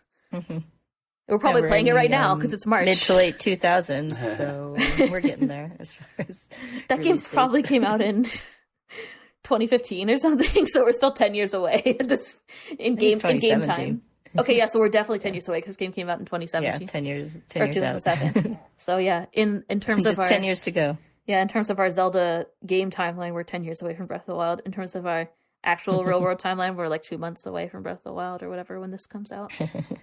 By the time this comes out, we'll be like 2 months away from Breath of the Wild 2. So, because it comes out March 1st, and then that game comes out. This episode comes out March 1st. That game comes out May 12th. So, we're gonna get there. Yeah, I watched I was watching some like Zelda related video the other day, and they were like, when Tears of the Kingdom comes out in less than 100 days, I was like, oh my god. I definitely followed a Tumblr account that's like Tears of the Kingdom countdown. So, and every day it's like 100, 90 to 8 days until Tears of the Kingdom comes out. We'll get. Do you think they'll let us pick up cats or whatever? And it's like random stuff every day. It's pretty great. Are any of you familiar with Hey Arnold? Mm-hmm. Yeah. I mean, there's one episode. Oh yeah, there's whatever 24 hours and 50 minutes until you die. Yeah. How many? Yes. Like dawn of the first day, how many hours remaining post do you think there's going to be in the last couple of days? Oh yeah. What if I put some up myself on our social media? Is that déclassé? I think that's perfect. I think it's perfect. Where would you rank Phantom Hourglass on your stack rank of games? I had a hard time thinking about this, but I decided that it's not as good as Ocarina of Time, because Ocarina of Time is how I have decided to rank. Or I guess it's my personal rank, so it's like I couldn't rank it above Ocarina of Time, I guess, personally. So mine is like Wind Waker is still at the top, because apparently I said Wind Waker is better than Twilight Princess. I think that's true. So Wind Waker, then Twilight Princess, then Majora's Mask, then Ocarina of Time, and then Phantom Hourglass, and then Link's Awakening and Minish Cap are tied, and then Oracles. Okay. That was my rank. Because I think I ranked the Oracle games highly just because I really liked the concept and like the more so than playing the game. I think I liked sort of what it just the addition of the two, the interaction between them, the sort of themes and similarities between them. But I think I'd put it between Minish Cap and Oracles. So you think Minish Cap, you would rank Minish Cap above Phantom Hourglass? Yes. And Oracles is below Phantom Hourglass? I think so, yes. I don't know how we actually, I mean, I don't know what y'all's criteria is for ranking them. I think it's just like our preferences at this point, basically, because... Yeah. I think a mix between that and sort of... It's sort of a mix of like personal biases and like objective quality. Yeah. like I put Phantom Hourglass under Link's Awakening and above Minish Cap, but I debated putting it in like the same position as Cosm did because I was like, I think Minish Cap is probably a better game, but I enjoyed Phantom Hourglass a lot more. I think that my personal opinion is that it's a better game than Minish Cap. I think Link's Awakening and Minish Cap are pretty similar in a lot of ways, and I think that might be limited by technology. But I think that Phantom Hourglass is better because, well, I mean, the DS like obviously enables this, but I think that it has like better puzzles because of the touch interaction. So like because of the use of the stylus in the game, I think it has more like novelty in the way that you approach the game. And I think that that has value. The play mechanics are very interesting.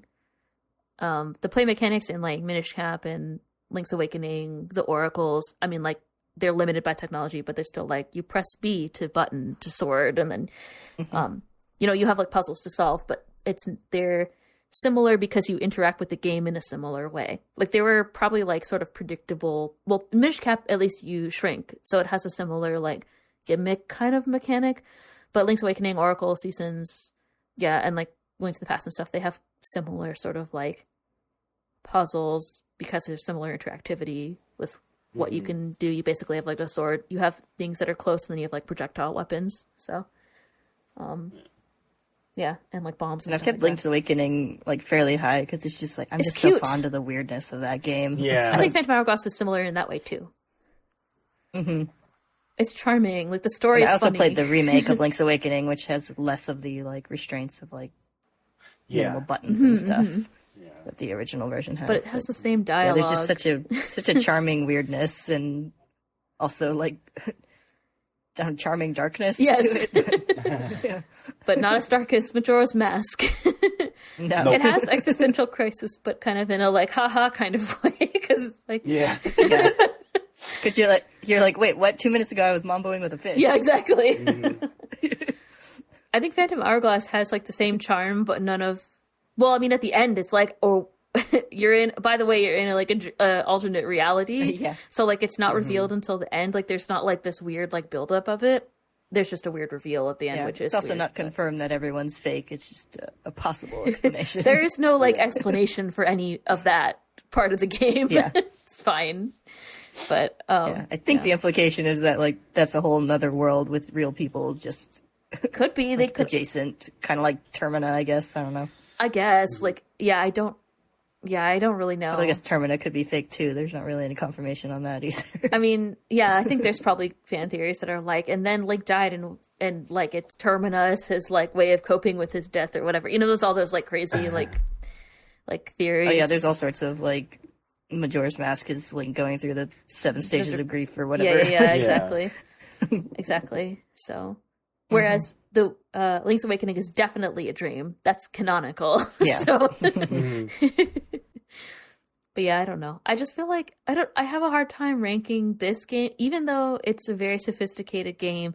I have a hard time ranking it against the TV console games like in general. Like how can you compare a DS to like an N64? Like it has like similar capabilities, but like the experience of playing it is not going to be the same. Like it doesn't have the same amount of, you can't have the same like length of story. Like Ocarina of Time is like 2 or 3, maybe 3 times as long as this game. So there's just, it enables you to have a different experience of the story of the game. So even though there's a lot of like humor and whatever, like the game, Phantom Hourglass has a lot of elements that help sort of like compensate for the length and available space of the game that make it fun, but it still like just can't compete with Ocarina of Time. Like how can I say this game's better than Ocarina of Time? I don't know. That's my personal take. It's like we all have range. Yeah, I mean, I think there's a reason we've all got the handhelds all kind of clustered together in the middle here. Yeah. Someday there'll be an overlap, and that day will be when we play Breath of the Wild, I guess. Because next is next is Spirit Tracks. Spirit Tracks. But Spirit then after Tracks that is first, Skyward Sword, so it's just like a whole other level, right? Like that's like that was released like late in the Wii life cycle, so it's going to have quite a different experience, even compared to Twilight Princess, I'm sure, in terms of the interactivity and mechanics. Yeah, it is going to be interesting. I got the Switch I'm version, also interested in the one after that, the A Link Between Worlds, because I remember that being really, really good. So that might break the handhelds in the middle mold for me. Yeah, we'll I'll have to replay it because it's been a little while. But well, the 3DS finally catches up to like the N64 capabilities. That's how all those games got like ported to it, right? So, which is how I played Majora's Mask. So, I think that's how you played Ocarina of Time for this series too. So, at least Kayla did. I don't remember what Cosm did. No, not this time. That was the first time. Okay, the way I played it originally, though. So you played to complete it. You played Ocarina of Time and Majora's Mask on the N64 for this. Well, I played Ocarina of Time on the like weird collector's edition disc that. Oh, came the with, GameCube like, one. The GameCube version. So that was like the see. N64 ported to the GameCube, basically. It's pretty much the same. And then I played Majora's Mask on the N64. Yeah, I would say that that's pretty much the same. It's still like a console attached to a TV experience. The button layout is slightly different, but like it wasn't that different. Yeah, but for my first completing experience for both of those was on the 3DS. I'd played them both some on the original N64, but never got that far. Yeah, anyway, we'll see what happens with the Link Between Worlds. That will be interesting. Yeah. I forgot to edit my farewell. I didn't find a good sign off for this time, but that's fine. Oh, no. I'll just figure it out. It's like, by the way, you're in an alternate world. Goodbye. Don't steal my ideas. So in terms of our stack rank, so I had it. So my current rank top is Wind Waker, Twilight Princess, Majora's Mask, or like from top to bottom. Wind Waker, Twilight Princess, Majora's Mask, Ocarina of Time, Phantom Hourglass, Link's Awakening, and Minish Cap are sort of tied, and then the Oracles, then Link to the Past, and then Zelda 1 and Zelda 2. Kayla's is Wind Waker, Majora's Mask, Twilight Princess, Ocarina of Time, Link's Awakening. So we have all the same ones at the top, basically. Then Link's Awakening, then Phantom Hourglass, then Minish Cap, Oracles, Link to the Past, Zelda 1, Zelda 2. Cosm is still Majora's Mask, Twilight Princess, Ocarina of Time, Wind Waker, and then Minish Cap, then Phantom Hourglass, then the Oracles. So we all have like Phantom Hourglass, Minish Cap, and Oracles kind of in the same middle, and then the N64 and later console 3D games like at the top, and then Zelda 2 is at the bottom in all our stacks. So yeah, I don't know. I think that makes sense. I think it's definitely the best handheld game so far, and I think like the controls are really cool. Well, no, you think Minish Cap was better. You thought Minish Cap was better. I do, yes. It is still a very good handheld game, though. Yeah, I think it's charming. Yeah. Minish Cap was also funny though. It had some good mechanics too. I think a big reason I put Minish Cap is I think I like that style better. And Minish Cap is a beautiful game. This game is. The visuals are good, but it's a little rough. Like the DS doesn't have that resolution. It's a DS like game, it doesn't support. It's a DS game trying to be 3D, which there's some beautiful 2D DS games, but I was really the surprised. 3D ones are always a little crunchy. Yeah, I was surprised that it supported polygons at all. To be fair, so it's like okay. Yeah, I remember being like really impressed when the DS first came out with the Super Mario 64. Yeah. Port remake, whatever it is. I don't know I don't know how it's ported or remade or whatever. I feel like it's a remake because it's got all those other characters and stuff in there. Does it? I think it would have to be, but yeah. Yeah, but it's really impressive, but it still looks kind of ugly. There's a good comparison screen. But there's some very visually impressive moments in this game. Like a lot of like the two-screen like big boss encounters and stuff were all looked pretty cool. It was definitely cool. I definitely, during the boss battles, I forgot how weird Link's sprite looks sometimes, or Link's like character looks sometimes, like character model or whatever it is.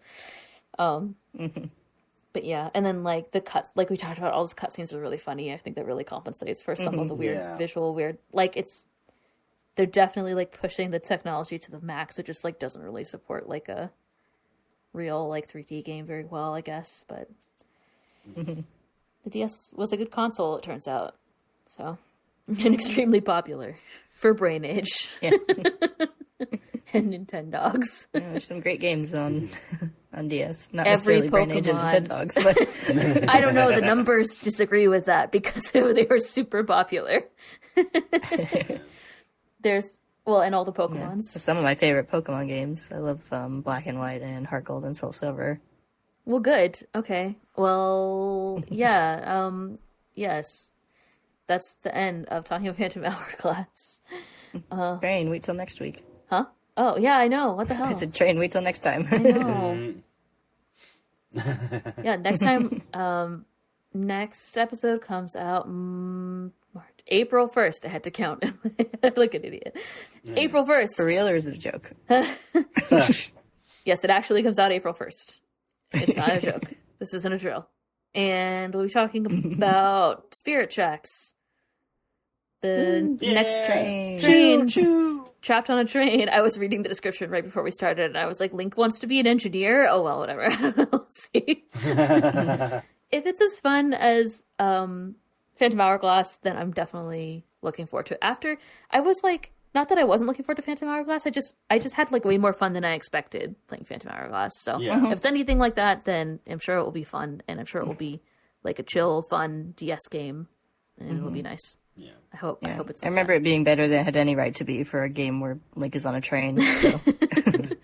Trains, listen, next time, join us for Trains. Highly rated Zelda game. Okay, we'll see you next time for Phantom Hourglass. Yeah. Wait, okay. We'll see you next time for Spirit Tracks. That's the one. Cosmo was really excited, even though I said the wrong thing, so... Let's just play Phantom Hourglass again. That was fun. He's like, yeah, Phantom Hourglass again. Yeah. All right, see you later. All right, bye-bye. Bye.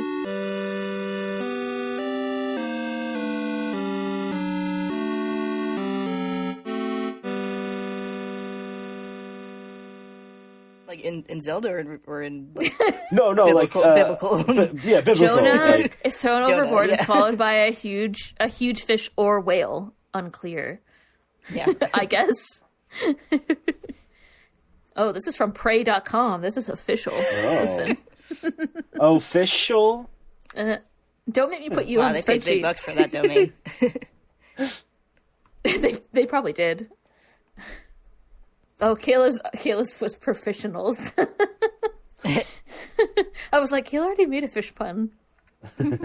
Official. You're on the spreadsheet. It's happening. Nice. If I decide to leave this in, our friend group started a best puns of 2023. I don't know if I would call it a competition, but I think we just decided that we're going to rate the best ones at the end of the year somehow. I haven't decided how we're going to do that, but for now I'm just capturing them. So I've taken Cosm's entry of official, and I have cataloged it, just so you know. April 1st. For real, or is it a joke? I don't think that counts as a pun, otherwise I would definitely write you up in the pun sheet. That deserves, I was going to say deserves punishment, and then I was like, no, you can't say that because that's a pun. Yeah. Just remember that when the DS was invented, the smartphone hadn't yet been invented. So, like... Jesus Christ, what the fuck? Yeah, you don't remember that? First... Well, I mean, I guess there was probably, like, Blackberries. I might be speaking out of turn on that. But, like, the iPhone wasn't invented that's yet. Not really. That's smart. Yeah. That's I'm holding my slightly hands up. clever phone. Like, there were phones with internet access existed. Yeah, I don't think I even had a cell phone when this game came out. This game came out in 2007. You didn't have a cell phone when you were in high school? Maybe you didn't. Not till, like, the end of high school. I didn't have one until I was, like, taking all the, like, AP tests and crap in different places, and my mom wanted to be able to know when I was done and come and get me and stuff. Yes, the reason I had a cell phone in middle school was because I was in orchestra, so it was, like, the same situation. So I had all these other, like, places that I had to go and tell her when I needed to be picked up. And I was like, she was like, go to the office. And I was like, I don't want to go to the office every time. I want you to come pick me up. And that was the argument that we had that led to me getting a flip phone when I was like 13. I had one of those cool ones where you slid it up and then the keyboard was underneath it. Yeah. Whoa, I had an LG Chocolate, which was the greatest phone at the time. Oh, at that time, I had an LG Chocolate. That was my second phone. And then in college, I swapped phones with my dad, who had a BlackBerry. So, Oh, you had a BlackBerry. Look at you. Your internet access. In college, my dad didn't want it. He's like, I hate this thing. He's like, I just want a flip phone. And I was like, okay. I made a mistake when I moved to, because for a while I had two different cell phones because I lived in Canada for school and then I would come home during the summer. So yes, everybody who, now I still have just the one. Yeah, I used to have because I you don't live as there anymore. Ellen and Canadian Ellen in my phone. Yes. Yeah, I'm a different person in Canada. That's true. But so like when I came to Canada, I got a phone that had a T9 keyboard, like the 9 numbers, and then you had to fucking click like 3 or 4 times to text. But in the US, the phone that I had a full keyboard, which was the hot new thing.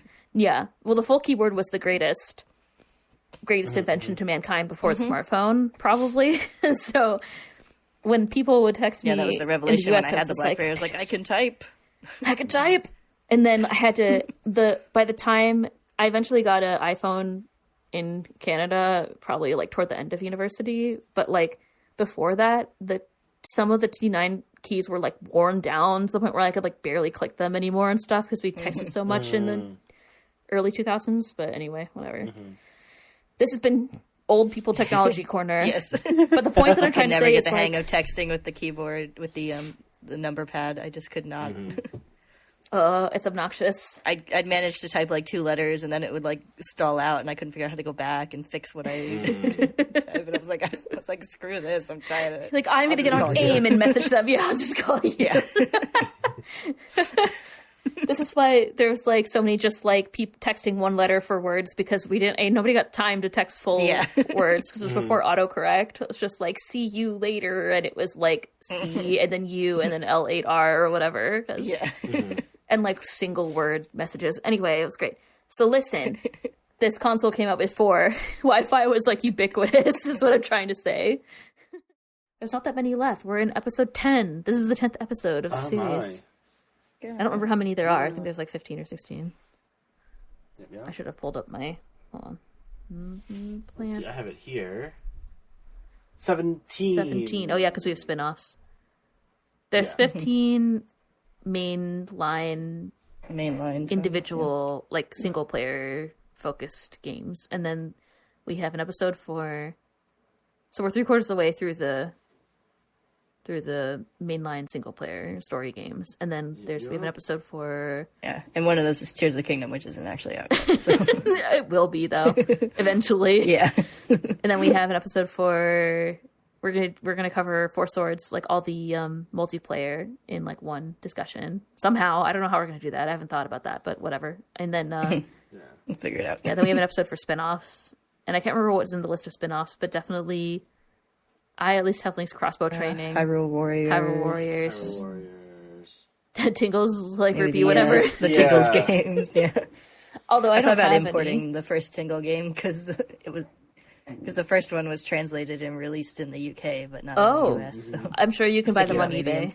Like importing it or buying it on eBay somewhere. And those were for DS, which I don't think is region locked. I think the DS itself wasn't region locked. The 3DS is region locked. Those bastards. Yeah. It's fucking 20. The second one never left Japan. The 3DS came out in 2010 or something. 10? Yeah. I think it was 2010. I was like partway through university, so. Yeah, so it's like 2010. Stop fucking region locking games. WTF. Yeah. I remember when we were in Japan, when we were in that like big video game store, I was sitting there with my phone, like Googling what systems were and weren't region locked to see what I could like play on my own hardware. Well, it turns out the N64 isn't region locked, but they changed the cartridge. The cartridges have a different shape. So there's like, you can Google this, but like, so on the N64, the cartridge has these 2 little kind of like cutouts, like nubbins on the sides toward the edges of the cartridge on the back. And apparently they're in a different position on the game, but the pins are the same.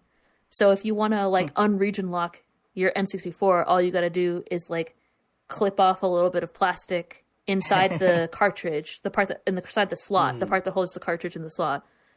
So apparently that's a thing that you can do. So wild. Yeah, it's a good time. But yeah, it's really easy to get games from Japan on eBay and like games from the UK on eBay. So I'm sure you can get a Tingles Rosy Ruby World or whatever if you want. Yeah. I don't know what the critical reception of Spirit Tracks was, but it definitely didn't sell as well as this game. I don't know what that means, but whatever. Anyway. Probably more toward the end of the life of the DS rather than in the like, peak of its popularity. I think it came out in like 2010. Wait, did it come out? Did I just say that? Hold on, wait. Did I read that? Not Phantom Hourglass. This one's Phantom Hourglass. Spirit Tracks. Oh, it came out in 2009, and then the 3DS came out in 2010, so... Oh, sorry, the 3DS came out in 2011, so there was still a little bit of time. 2 years. I was like, that seems really definitely close. no longer the heyday of the DS. No, they were running out of DS. dogs to make Nintendogs games for. yes. Running out of brain ages. Like, we're out of breeds. How are we going to keep making money? I was just reading this where it's like 3D camera, spot pass. I was like, whoa, there's so much crap in here. Anyway, that'll be fun to talk about in a couple of months. After we talk about all the Street Pass stuff. That was my favorite part. I don't think that had anything to do with Zelda, but it was so much fun. I was thinking about, I was like, man, I played my DS constantly, 3DS constantly, but I was like, what 3DS games did I actually play? It's like, oh, none of them, because you were just playing Street Pass games all the time. I liked the Street Pass games What's a really lot. fun is if you went to a gaming convention and like So many. you'd have to stop and clear out your Street Pass like every 5 minutes because you were getting so many. Yes. I'm excited. I'm very excited. So excited that I'm falling asleep. Anyway.